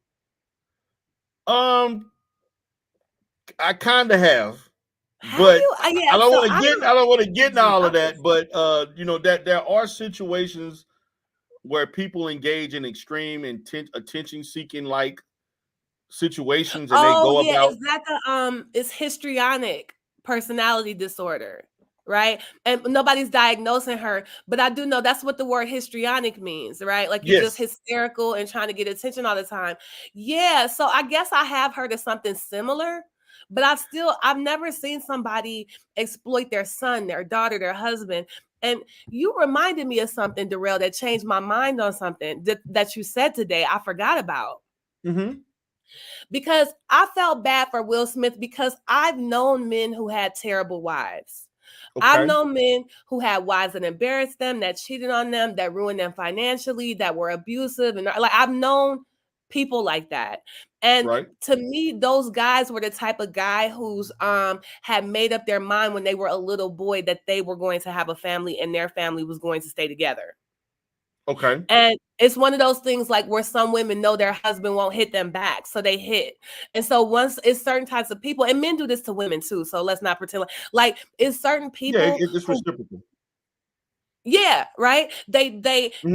They take advantage of the fact that the other person has this fantasy of being a family person, especially once they have kids. There are some people on this planet who will put up with anything because they don't want to be. But you reminded me that Will Smith had abandoned his first wife, who he already had a kid with. Yes. And So I think he yeah, regrets that. I really do. Because if you look at I'm judging based on the outcomes of what occurred with these kids. If you want to see the difference between the way kids with two different parents, two different mothers, the mother yeah, to me is way more influential in how a kid me too. I grows agree. up than the father.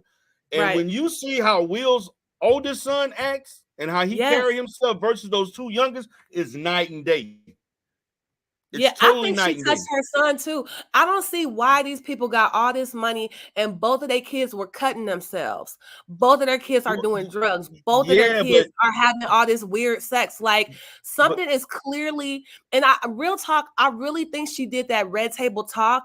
I think she maliciously planned that to get her kids to come out and tell the story the way she wants it told, so she didn't have to worry about them telling people what she did to them. okay. Now we going into another round. I, okay, and as it relates to that, now I felt very. Now I did hear part of it when she said with her mom talking about they discussed masturbation, female Yeah, masturbation with her. I didn't know she was 9 years old. I thought yeah. she was like a teenager, and she came to them with the question, and they kind of talked to her. I do think it's healthy for women to have these discussions with their children, but I didn't know it was on that realm, and I know me professionally speaking, I think that 9 years old is too premature to be having that type of talk. That's just, I'm not telling people how to be parents, but no 9-year-old in proper development should not be thinking about masturbation. Right, and the proof is in the pudding. Both of her kids are extremely disturbed. Like, Yeah, but I think a lot of that was based on the fact that she allowed them to grow up with no rules for the yeah, most part.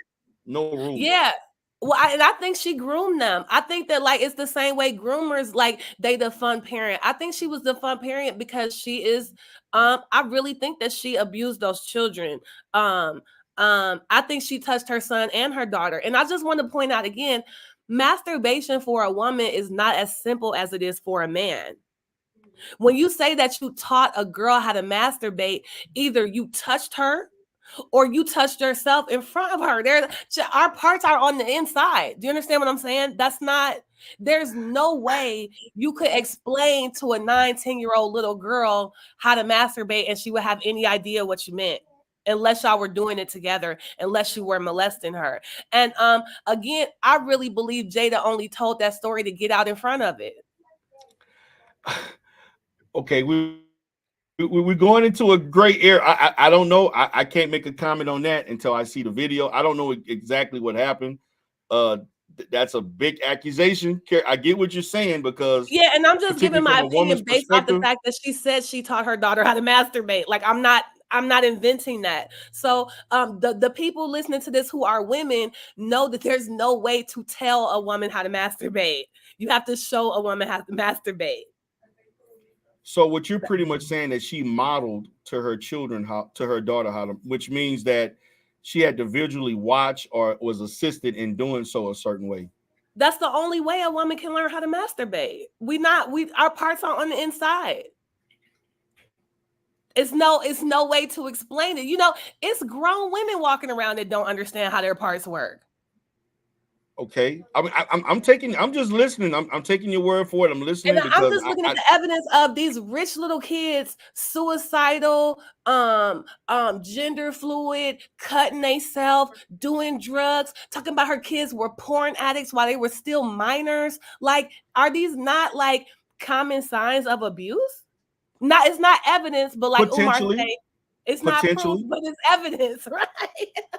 But to me, what I feel from my position, I think the kids were overly exposed to sexualized situations. It could be abuse. I can't say because I don't know definitely in my position, but I do think that was definitely overexposure of sexualized behaviors that they should have not been in the environment to witness. That I do think. And if she's not an abuser, why did she make that choice? Like, why were you over sexualizing your kids and sleeping with their friends? Like and just the way she runs her mouth, she does not respect boundaries at all. Well, she raised the children. Rules are for everybody else. What? She did state that she raised her children without boundaries, to be creative, without rules. When I remember her saying that about 10, 15 years ago. And when she stated that, I'm like, these kids are going to be screwed up because you cannot raise children like that. I don't care how. I remember when she was saying one time that her son wanted to get away from her, which if that's not a big red flag, and she let him have his own house at like 15 or 16 years old. And like, why? Why would you let a 16-year-old child live alone? And why did he want to get away from you so bad? You mean he had his own house? Yeah, they talked about it. But I gotta blame Will for that. Why would you let your child do that? Yeah, he's not blameless, right? He's not blameless. Yeah, I have to blame him for that. Like you don't allow. I don't care what you don't let your children do no shit. Like I don't care how wealthy you are. You know that to me, you allowed your child to basically be in an environment where they're going to make bad decisions. Well, let me go ahead and take it to this level then, right? Like, do you agree with me that she is actually abusive to her husband too? And if the gender roles were reversed, people would have more sympathy for the wife because she had been like brainwashed and gaslit and manipulated. Like, could Will Smith be another one of her victims? Like, are people not seeing him as a victim just because he's a man? I think that she does have some levels of psychological abuse and emotional abuse. I think some of this was triggered because of Will Smith's actions, because Will Smith did some shit too. Taking these extravagant trips with Dwayne Martin, going all over the place for years. And I'm not saying she's innocent, but I do think she has definitely taken this to a whole nother level. And I do agree she is showing extreme signs of being abusive towards him. And she's probably done this to other people. and you're kind of highlighting the things with her children. So I do think there is a level of truth with that. Yeah, and I just, I hate that this whole conversation is focusing around Will Smith. Like, she is embarrassing him, but dude, her kids have been like all over the internet crying about how this woman hurt them and messed them up. And is it because she's a woman? Is it because she's rich? Is she because she's black? Like, why is nobody reacting to her giving her kids drugs? She gave her minor children psychedelic drugs. See, I didn't notice. See, this stuff you saying, I wasn't aware of all this stuff. Like, this is like first news. And you want to know why you're not aware of it, right? Because everybody just sat there and listened to her keep saying that, and that's my point. That's what I'm saying. Like, so she gave her children what? She gave them acid or?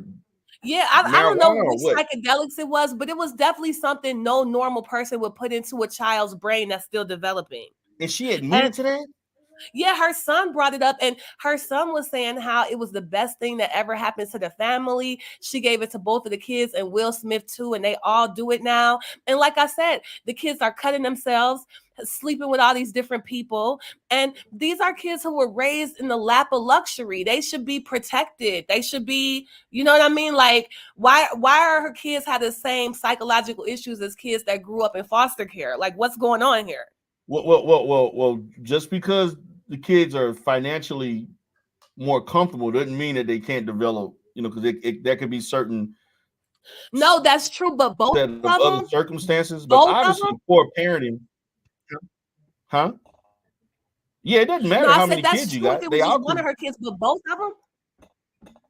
Yeah, I mean that happens. If you're in the same environment, you can get the same outcome. Yeah, but don't people with more means normally, like, even if they're not like around their kids, they be having nannies and access to all these good things. Not that there's no rich kids that have problems, but not they essentially have to stay at home. There's a lot of kids. There are a lot of upper middle class kids and above that got a whole bunch of problems. Like if I was to go to I don't know what they just don't talk about it. You're right. Well, they go through private means to handle things. Right. As opposed to going through public means to handle things as far as from a lower class. I'm gonna say this. Right. I take that back. You make a good point. You're right. Yeah, because I can go to and I don't do the school thing like I used to back in the day, but I used to go to a lot of schools. I used to contract a lot of school districts. If I went to a low income school district, they had their own set of problems. I would go to a more affluent school district. You still had same type of different problems, but you still had right. Yeah, and now the more affluent school district has more ways because of more resources to cover things and tackle things. But there'd be plenty of drug addicts and all type of cutters in those schools. You're right. Maybe because they're so Hollywood and she's just been parading them around like they the perfect family, which that's always bullshit too. Right. But I just, like I said, I just find it really weird that nobody reacted to the stuff she was saying she did to her kids, the way they are just about her cheating on Will Smith or loving another man. Like, how does that compete with giving your children drugs and touching on them? Like, what are you talking about? Like, now, is this on the Table Talk thing? Is this on the red? Because I got to go now. You got me curious enough to go back and look at all these. Yeah, I started to show you a clip, but I couldn't find any nice and short ones. But you can just Google. Go ahead. Because I missed a lot. I feel like I didn't just miss a whole bunch of stuff. Now I did catch some stuff about how she raised the children, the stuff with her and Will and their marriage. But she going out talking about, I should have, I don't know about the thing about her saying Tupac proposed to her, which I don't believe that he did. Like, this is a lot of stuff you waiting 28 years. And I mean, where the ring at? He didn't die in prison. Did he get out? The ring? Right? Did he get out and give you a ring? Where the Tiffany box at? Shut up, lying. You say where the ring at? Yeah, because he ain't die in jail. He got out of jail. He was alive for years after that. So what is she talking about?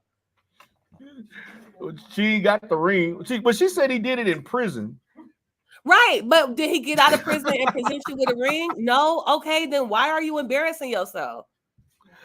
I'm speechless right now, Carrie. Well, like I said, you put me on reminding me that Will Smith had already abandoned a woman. So I don't know if she got some type of hold on him psychologically. I don't know, but that woman abused her kids. I think it's the prenup. I think it's I that would, prenup. if I had $1 billion, I would be happy to give her $500 million to get away from me. Yeah. Hold on 1 second. Give me 1 second. Hold on. Okay. I'll look at the comments while you go. Joe says, I didn't even know my ass could bounce in the 90s. I tell y'all, like, I'm 44 and I plan on getting plastic surgery when I get older. I'm gonna get my boobs reduced. I'm gonna give me some perkies, you know, because you know I got big boobs and they are right now, but by the time I'm like 60, I want to be able to go bra free. What I need with all that titty meat once I'm an elderly lady. So yeah, I'm gonna get a couple ounces taken out my boobs. If I don't do nothing else, I'm definitely doing that.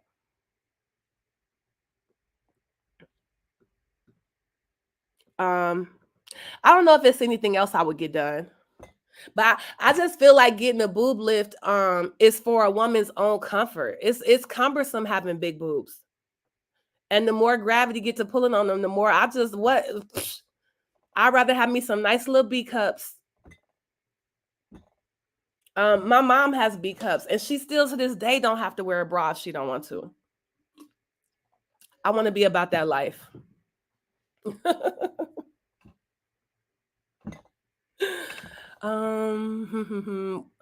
What else? I don't think I could share my screen if DERELL doesn't come back up here. I could show y'all some of these Jada clips. Hold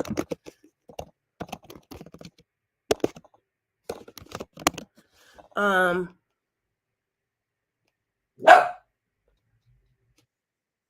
I don't know if I could show this without y'all there, but yeah, I think Jada Pickett should be in jail. I do. I think what she did to her kids is criminal. And I think it makes the stuff she did to her husband sound irrelevant. Miss Sunkiss says, I don't wear a bra if I don't want to. I wear a G cup. Really, girl? I mean, but I find it uncomfortable to have my boobs bouncing all over the place. I do, girl. The leering and everything, you know. Lock that bitch up. Right. I feel she should be locked up. I really do. Like you did what to your daughter? You did what? Ma'am. It's this content creator I like. I can't remember her name. She says he should be under the jail. Okay, yeah, no, I can't present it without DERELL putting it up there. This is her talking about bragging about doing drugs with her children.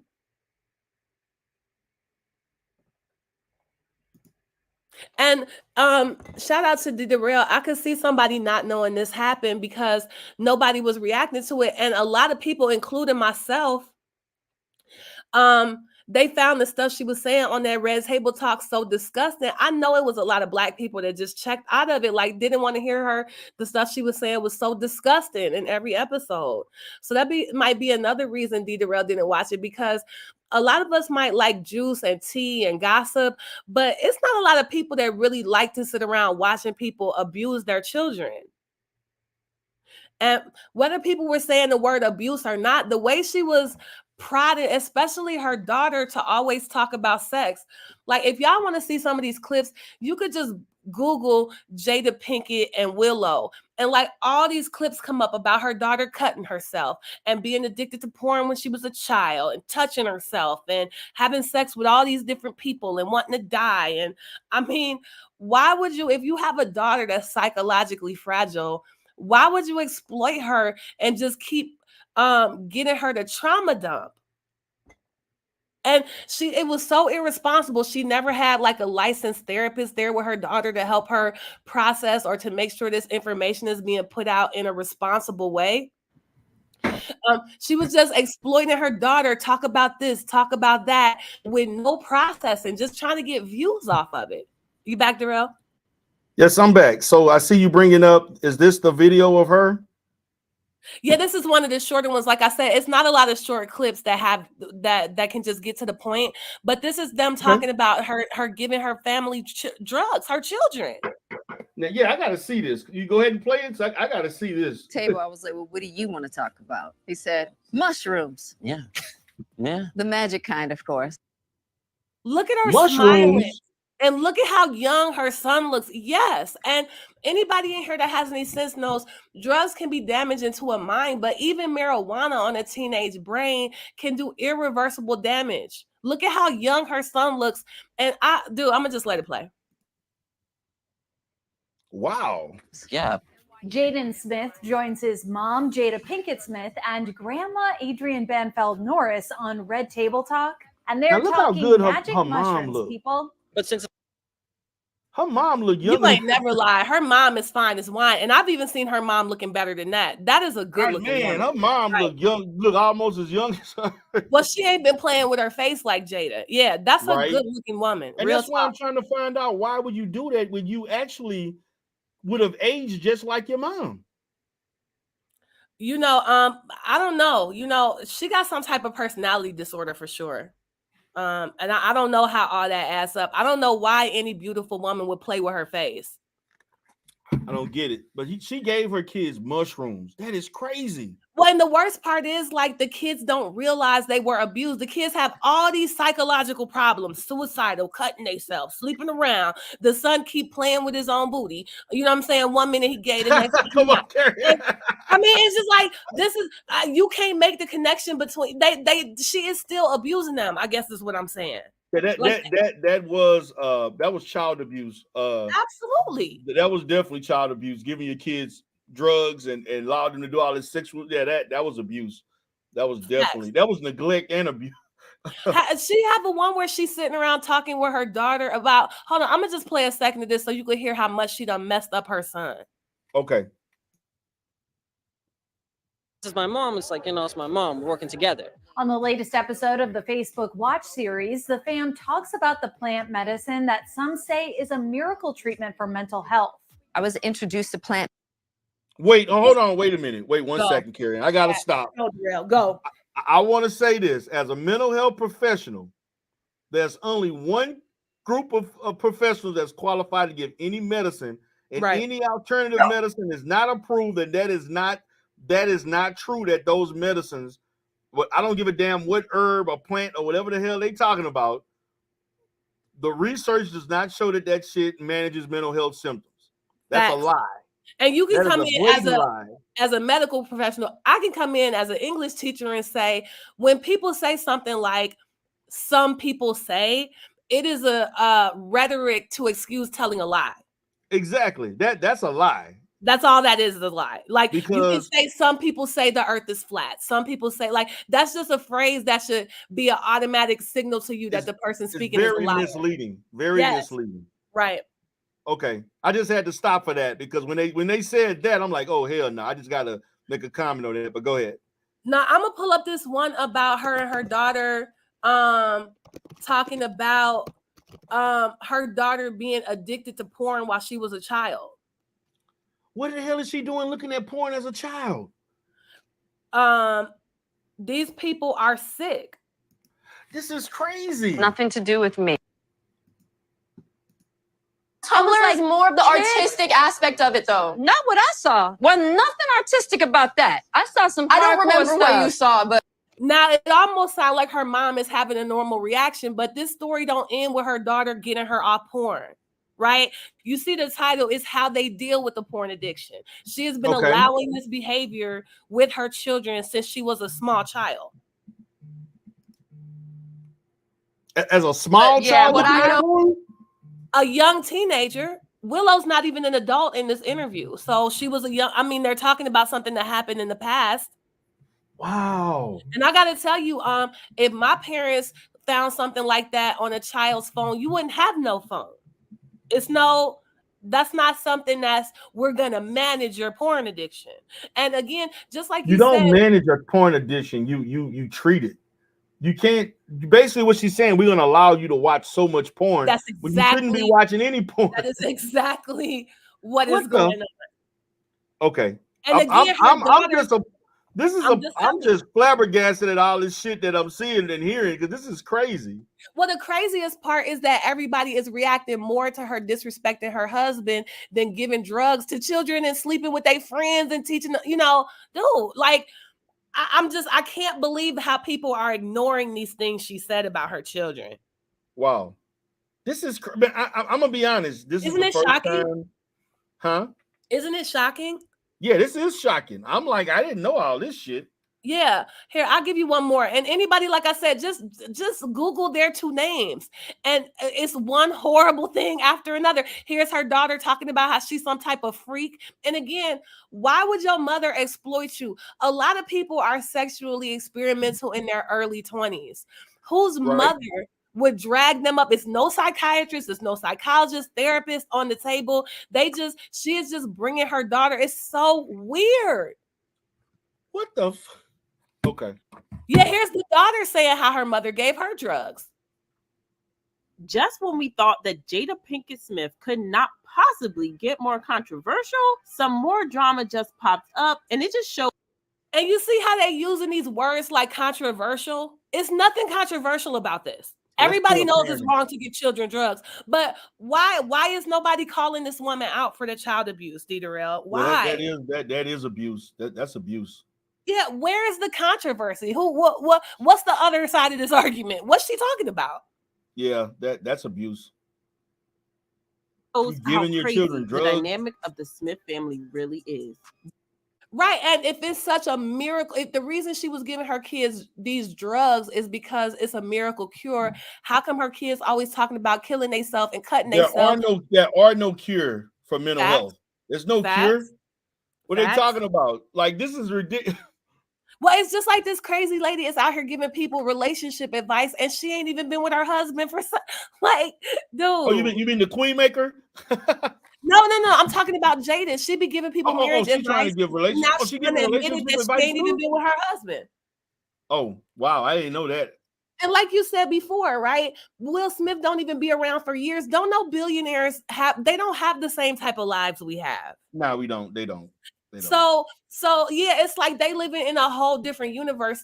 For you to say you separated from your billionaire husband, shit, if you married to a billionaire, y'all be separated most of the time anyway. Facts.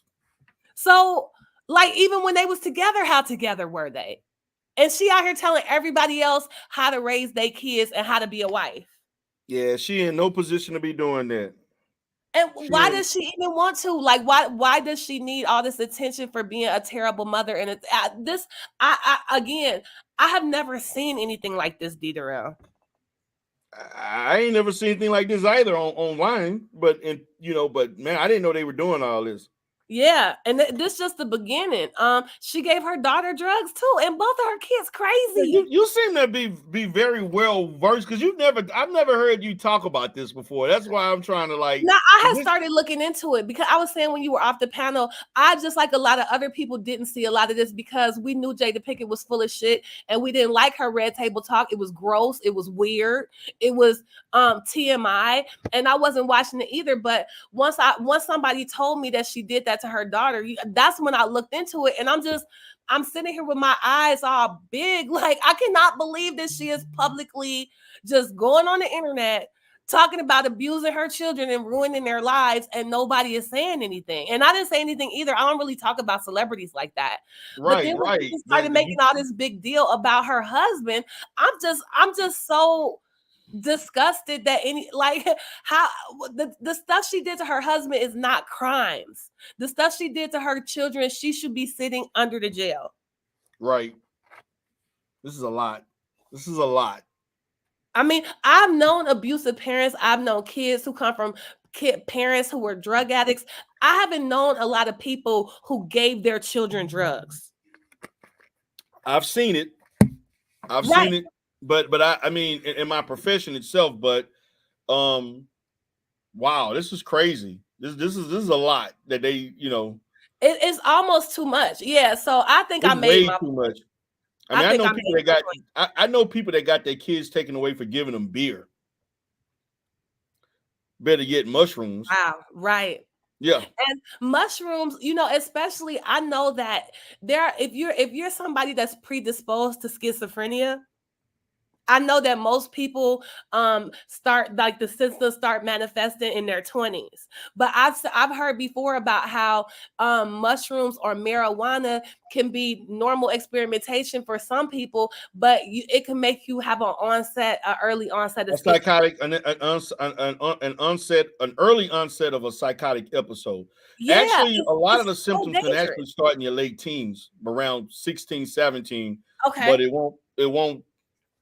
I would say it's a slow but gradual development where you have full-fledged schizophrenia or psychotic disorder by the time you're between 18 to 22, 23.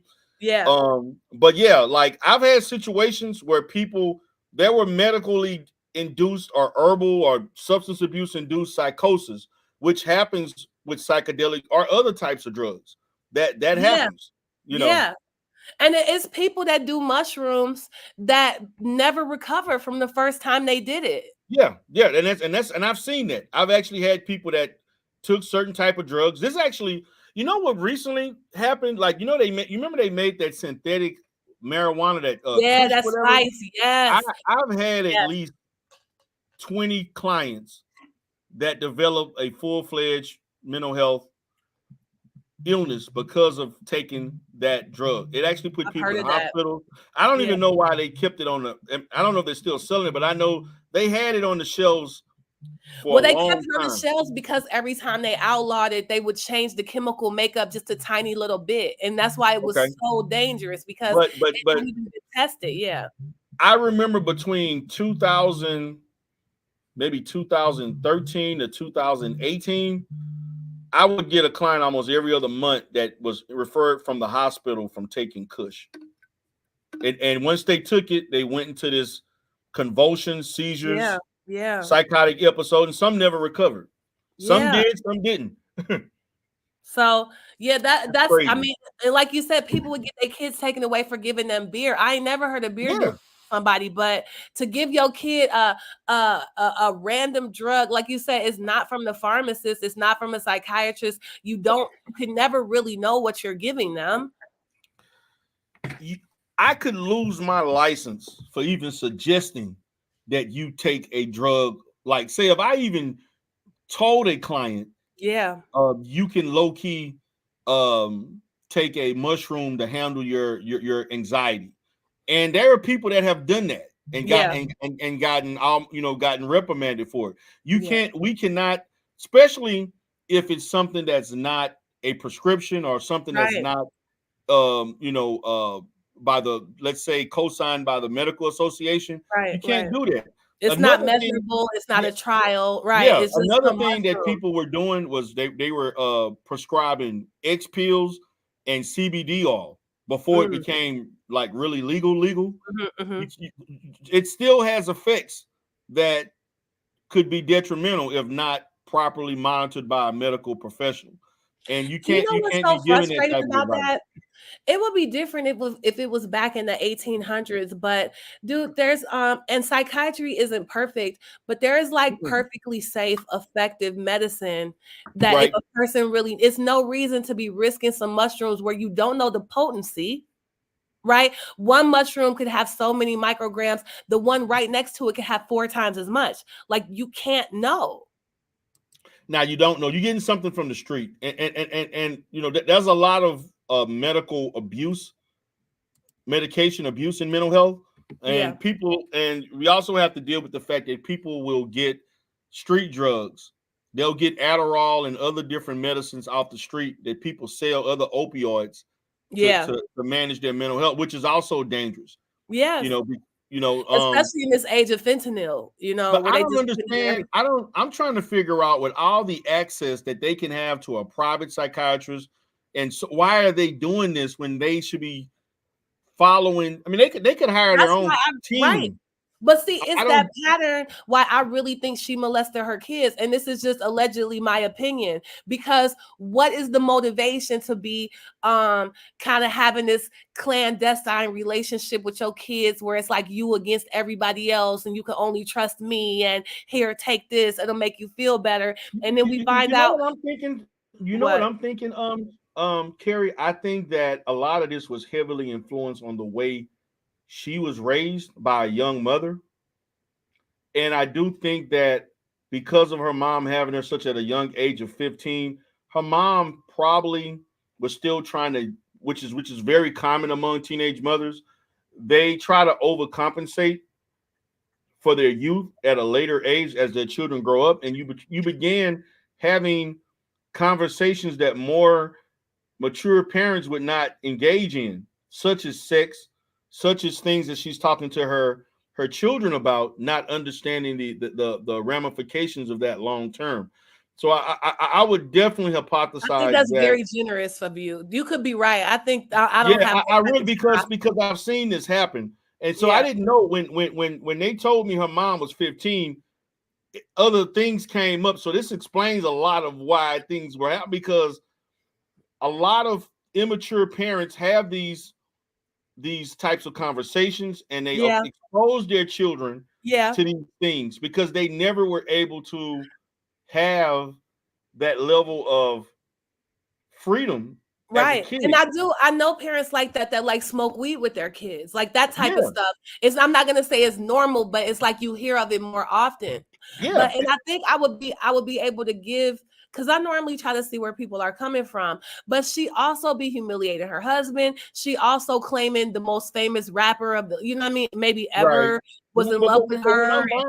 When her mom was like 31, she was like 15 years old. Like, that's young. Like, that is extremely young at 31 to have a 15-year-old child. That's true, but then she talking about Chris Rock wanted her, which is some thirsty shit to say. Like, even if that's true, why you want everybody to think everybody wants you? Like, why you can't just shut the fuck up? Like, why you gotta tell everybody? Like, why? What's wrong with you? So I just think she's a malicious, evil person. I just do. I can't give her the grace. I'm trying to give her the benefit of the doubt, but now, like, the stuff you bringing up and this stuff I've just seen, she was a bad mother. Like, she exposed her children to a lot of stuff. Will Smith, I'm blaming too, because you allowed her to do this without stepping in, because you had a previous wife that didn't do this kind of shit, and you allowed her to do this. Previous wife was beautiful. She still got good sense. Yeah, like you sat there and had mushrooms and was smoking weed and everything else with your children. Like, that shit is irresponsible. You know, that is definitely irresponsible. Well, and I believe that her kids have just started to fall apart. I think that we're going to see the evidence of the damage she did to those children unfold over the next 20 years if they are blessed to survive this bitch. Wow, man, it's crazy, man. This is wild. Like, notice you never see the oldest son. You never see him. Right, because his mother got sense. She probably like, nah, you know what I'm saying? Ain't no way in hell. And that even shows how much sense she has. She never sought the limelight. And I know that they claim that they have a good relationship, but wouldn't nobody normal let that woman around their son? Because I tell you what, she would have fucked him. Real talk. I'm speechless. Like, I really hear why you got this much vitriol. She definitely did some off the wall shit. To be honest with you, if this was a middle class or working class family that did this, some kids would have been taken away from them. She is a criminal. What she did to those children is a crime. Yeah, that's crazy. And that's only what we know. There's probably a lot of stuff we don't know. Because I believe she was messing with her son. So we'll see. But her son ain't right in the head. It's something, that boy is really hurt and confused. And I see the signs. I can't call it for sure, but I have my suspicions that she did a lot more to both of those kids than we know. And it's because she is she, you know, and really add up to me too, the way she's so desperate and thirsty for attention and want everybody to believe all these men wanted her that don't give a fuck about her. Well, I believe she could be the type that want to rule over her children in some type of disgusting, perverted way, just because she just want to be wanted. She, you know, how thirsty is it for her to tell everybody what Chris Rock tried to smash? Like, Chris Rock could probably try to with me. Like, did she say her response? No, but her broadcasting shows right there. Her broadcasting it shows what type of woman she is.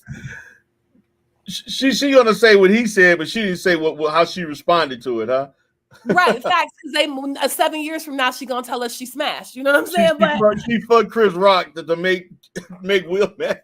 Why is that even something to talk about? Like, men, I could see if Chris Rock gave her diamond necklaces and offered her a yacht, and it was a story to tell. Like, damn, he was trying to smash like that. But him just trying to hit it, like, what is that to talk about? What's wrong with you? I mean, he not the first and the last that, you know, because everybody know they had a very atypical relationship, right? An open relationship. So it ain't like other men haven't made advances at her. She probably did that every day. If a man slap you and you try to smash his wife, like Umar Johnson said, that don't have nothing to do with you, man. that's like Triggs trying to hit on me after he fell out with Photon. That shit don't have nothing to do with me. What is that to even talk about? Yeah. You trying to even a score with this man? Like, what is that to even talk about? Yeah, I had to time your boy out yesterday for trying to get slick in the comment section. Mr. Creep Watch.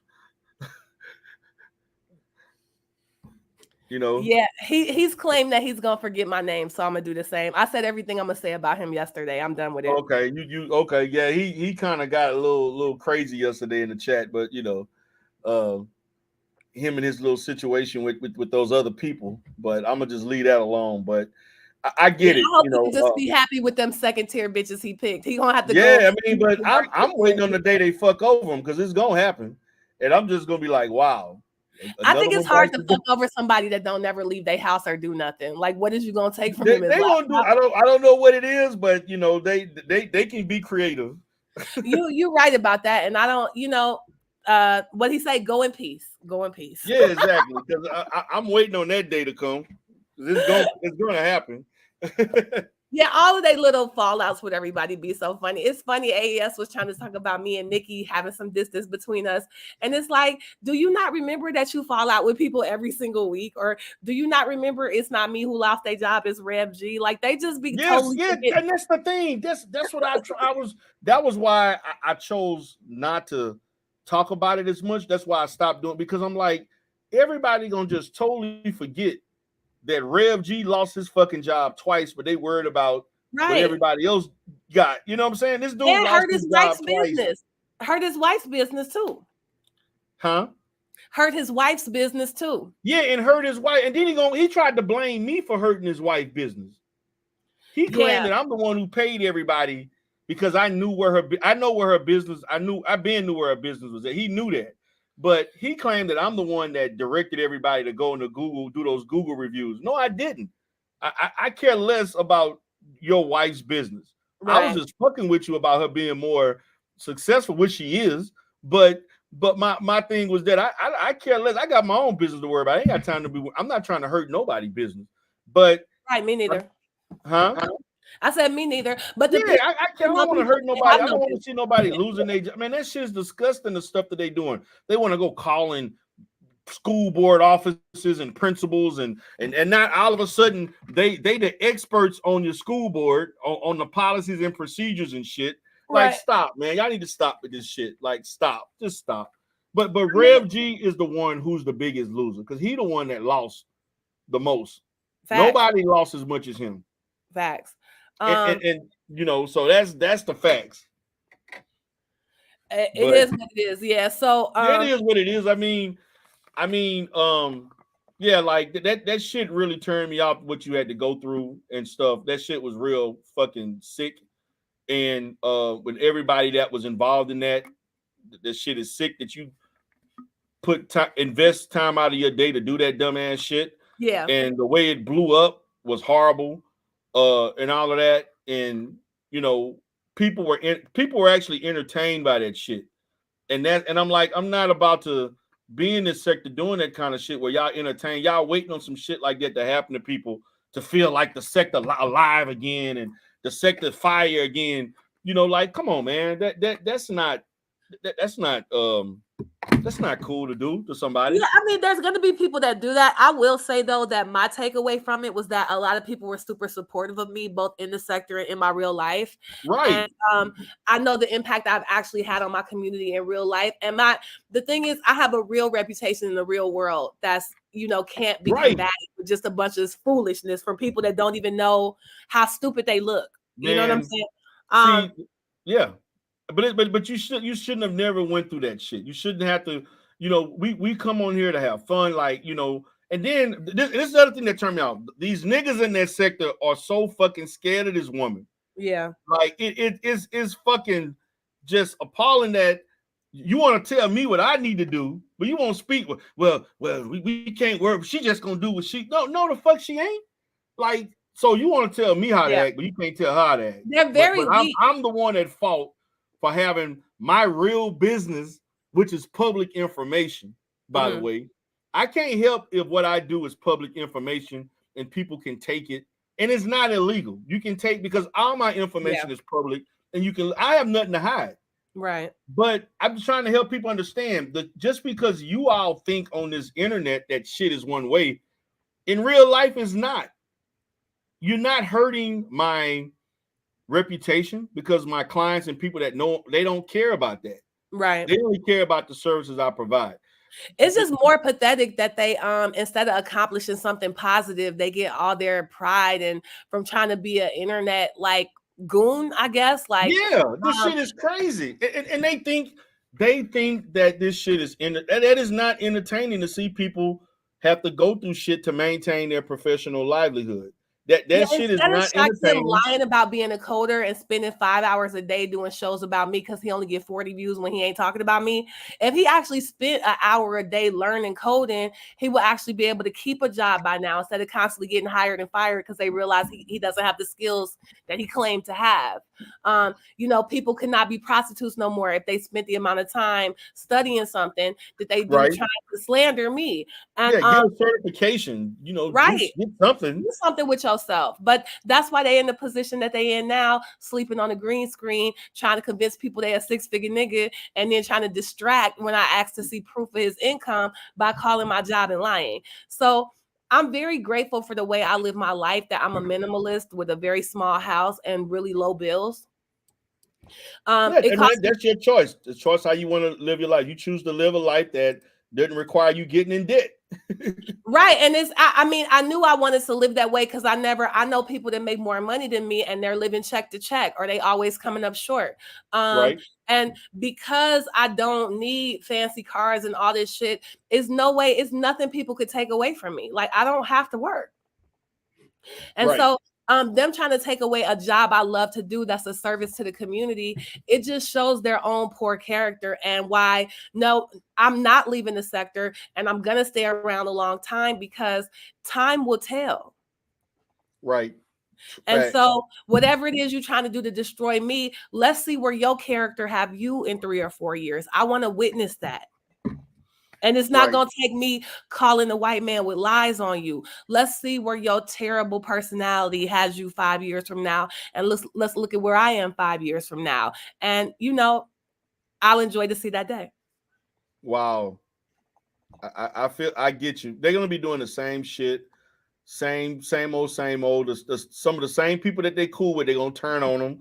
They're going to expose where they work. They're going to expose this, and they're going to try to take and this. Some of them going to be in jail. Some of them are FBI. Something, I'm going to be honest, something terrible will, I hate to say this, but there will be a bad incident because of the shit that they're doing. Yeah. Because, I mean, I got sense, and they're going to fool around with somebody that don't have any sense and don't give a shit, and something bad going to happen.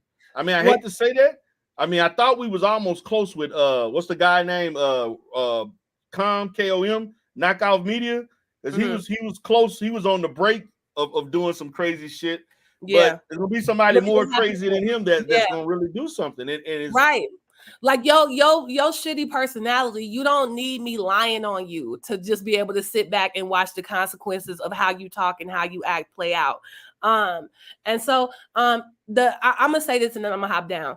The best thing out of all of this though has been like how much I talked about protection.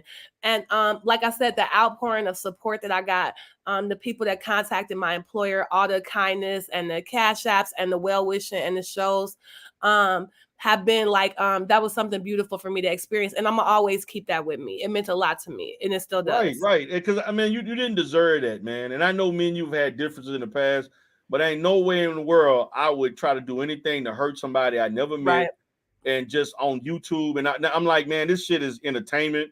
I don't, like, yeah, we have, everybody gonna have differences and stuff, but I'm not trying to make somebody lose their job. And I like, man, that shit is going. Well, not just that, but like, if I didn't like the people here, I would just kick rocks. Like I don't get staying around people you don't like just to keep fighting them. Like I luckily I went to therapy and I try to do things that bring me pleasure.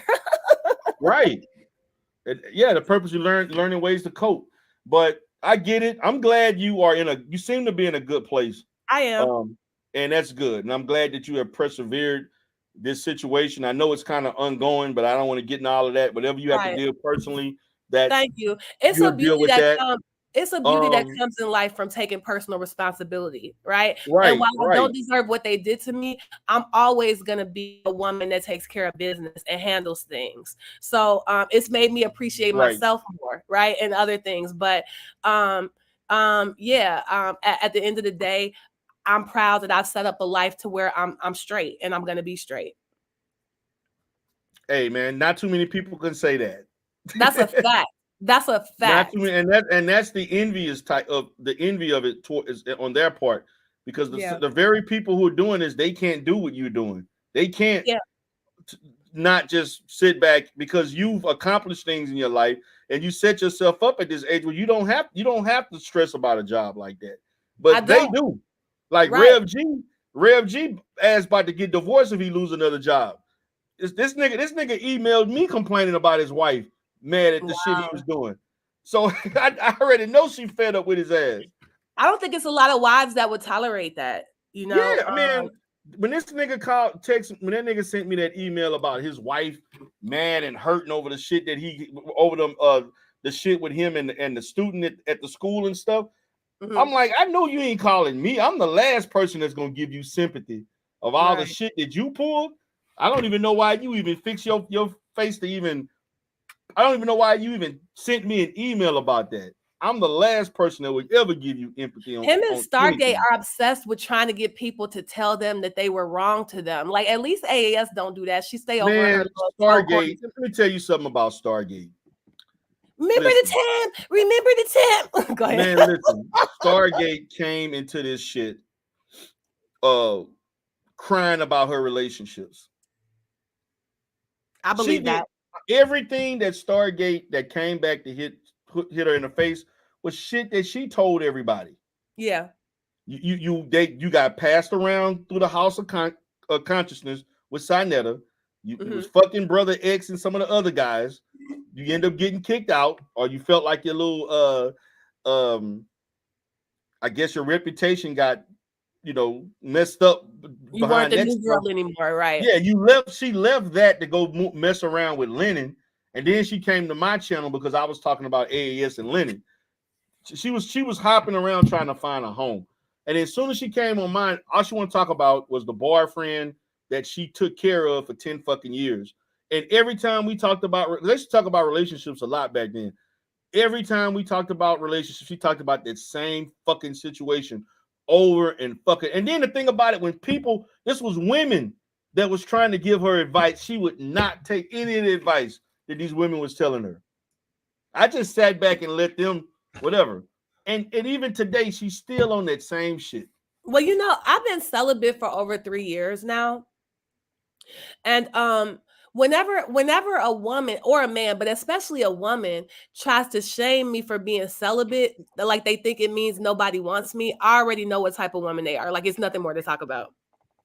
Right. So I'm not surprised she complains about men dogging her out. Because if you got a revolving door on your bedroom because you just constantly need validation, like you're gonna get ran through. Like that's just how that works. Yeah, she actually got ran through. She knows she got ran through. That's why she got mad at me for bringing it up.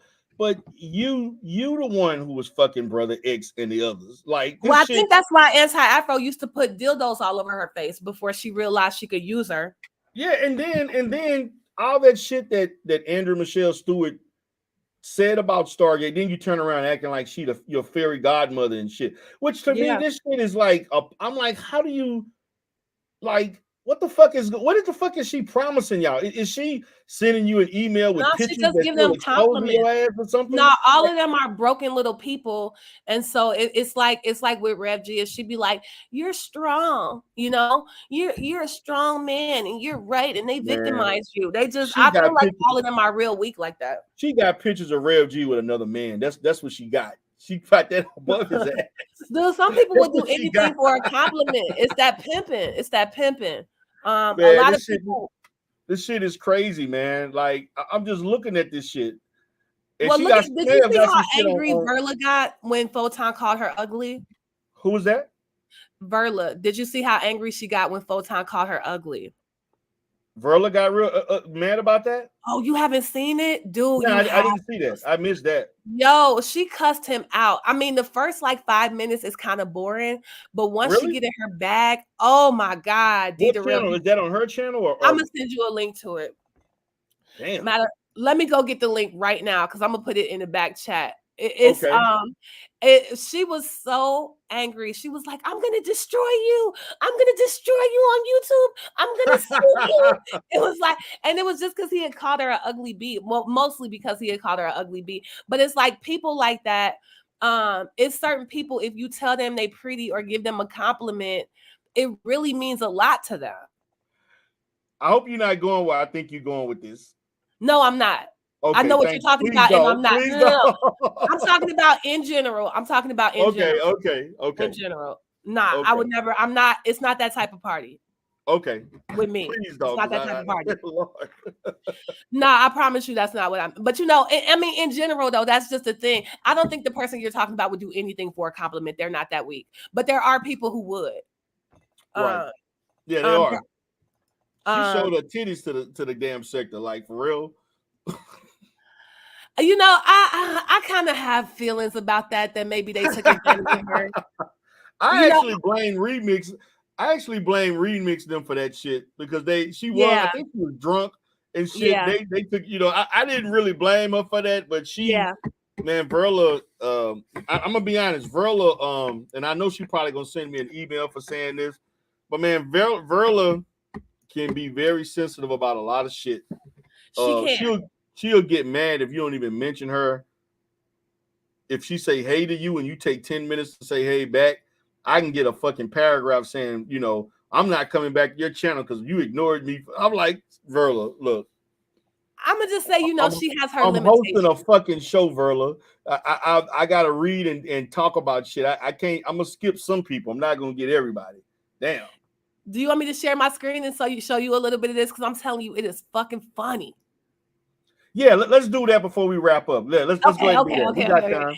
Okay. Here, let me share my screen. Hold on. Yeah, this is going, because I'm telling you, she was getting it in. What's up, Faith? How you doing, Queen? All right, share it. You got all the receipts today. Pills has showed this, dude. Brace yourself, yo. Brace yourself. I've had it. That remix video with me in it didn't have anything to do with what I'm looking for a lawyer and see what I need to do. I'm done. You should be having a drink or okay, right here. I think this is where it gets good. Okay, like the whole thing is good, but just hold on. I'm laughing already. Yo, right. It's when she goes in. Hold on. Neither one of them have done anything to you. calling them boring. No, you're boring. You're the one that's boring.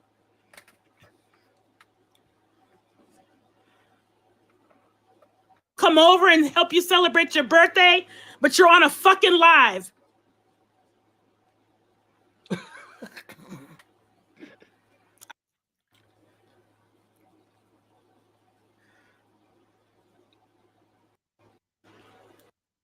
How do I do that? How do I do what you do?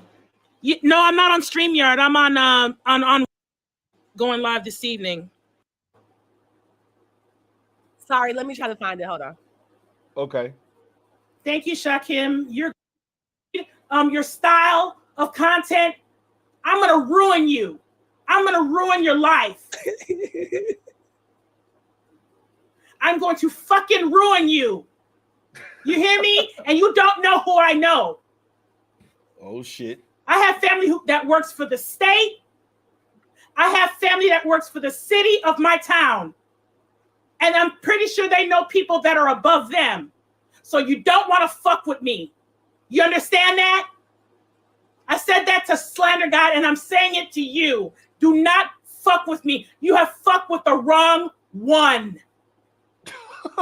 I'm going to get on the phone today or sometime this week, and I'm going to call and get a lawyer. Ooh. So be prepared for either a cease and desist. Not cease and assist. She said she would call and what's wild is that Photon, he did call her an ugly bee, but he didn't play the video where she got naked, which is what I think Remix was trying to do. Like he didn't. Right. So she's really just mad that he called her that name. It's not like he showed the video. I just wanted to be clear. Right.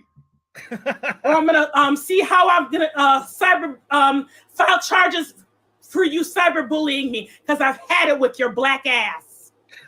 No more. It's about to get good. Hold on. I'm gonna ruin you.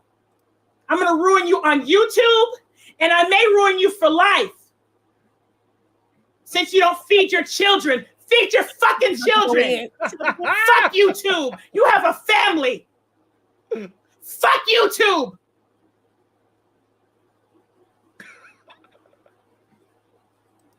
You have a fucking family to take care of. Take care of them, then come on YouTube. Feed your children. Take care of your children first. Then come on YouTube and do what you want to do. She's not wrong. 6 hours? 6 hours of bullshit. 6 hours of disrespect.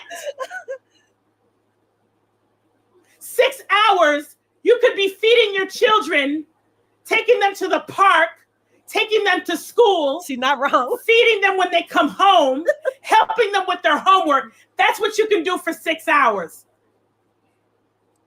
You got nothing but time on your fucking hands. Too much time. Oh, shit. Damn. Oh. Right, that's what I'm waiting for, TMK, when she call him a sub-Saharan. This is some funny ass shit, man. How I missed out? I can tell I've been missing a lot of shit. Don't nobody watch Verla, but she was in her bag. She was in her bag. Hell yeah, they're fucking with the wrong one. Shakim? I don't know why they hid that. There's nothing wrong with that message. I'm gonna ruin you on YouTube. Best believe that. Which is going to pretty much prevent future subbies to sub to you. You're going to be done anyway. You talking about P and Kip? No, neither one of them are boring. Yes, I can listen to them all day long. They got so much wisdom, something that you need to hear. And others, especially Kip, talking about careers. He really needs to have a channel. Anybody could be a truck driver. He should have been had a channel. Stop it. He's full of wisdom, advice on how to get and full of shit that you need to know about careers. You're not doing nothing. You sitting on your ass, feeling sorry about yourself every day. Read a book. Go look for a job. Photonica, where you and stop disrespecting women, period. That's the last time you call me a bitch or any woman a bitch. I wish. Talking about you trying to holler at a woman. No woman's gonna deal with you. No woman's gonna fuck you. No one's gonna date you. Look how you talk to women. Look how you talk to me.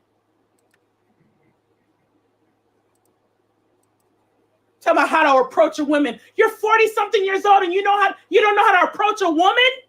Are you serious? Man. Yo, it gets better and better. It's so funny, man. Attacked us for no reason. I know. He's full of shit, yo. I'm gonna ruin him on YouTube. I'm telling you that right now. Photon DNA. Photonica. Yeah, that's his YouTube title. Now it's called Creep Watch.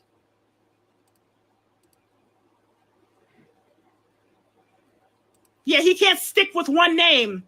But I snapshotted his screen name and I recorded his audio for evidence to take to a lawyer. I'm done. I've had it. You know how the AFW be telling you that remix video with me in it didn't have anything to do with what they were talking about on that video. They have shit to do with they wanted to change the subject. All right, this part don't really make no sense. I think that's enough. But she just go off some more. She get to call them some names. It's a funny watch. Highly recommend it. I like her little bedroom light that she got though for the ceiling. Yeah, I'm kind of looking at the shit in the background. Look, you know, it's kind of cool. Yeah, that's fun. I mean, I know most of the kids get that in their room, but I think it's cute. Okay. Yeah. So anyway, DERELL, thank you for having me up. All right, it's been fun. It's been fun. For sure, always. All right, I'm gonna hop down. All right, peace. This shit is wild, man. Y'all wild. But it's been fun, man. I've been chilling. I'm actually about to get out of here in about 30 minutes. Got to wrap up. I got to go back to my other office and take care of some business for the next 3 hours. Then my son got a game at 6, and I'm gonna be doing that. So my ass is gonna be busy for the rest of the day. Appreciate you all for supporting me. Shout out to my girl Faith. Shout out to TMK Media, Queen in the house. Welcome. This is I don't know if it's a psychotherapist or psycho whatever. I don't know what that means. Okay. Lace front beard. Y'all new to the sector. What's up, Pillsbury? Shout out to all the sectors that's in here right now. Appreciate you all for coming in. I will talk to you after I get offline, Miss Queen. I'm gonna hit you up. All right, but I gotta get out of here, guys. Y'all have a great day. Peace.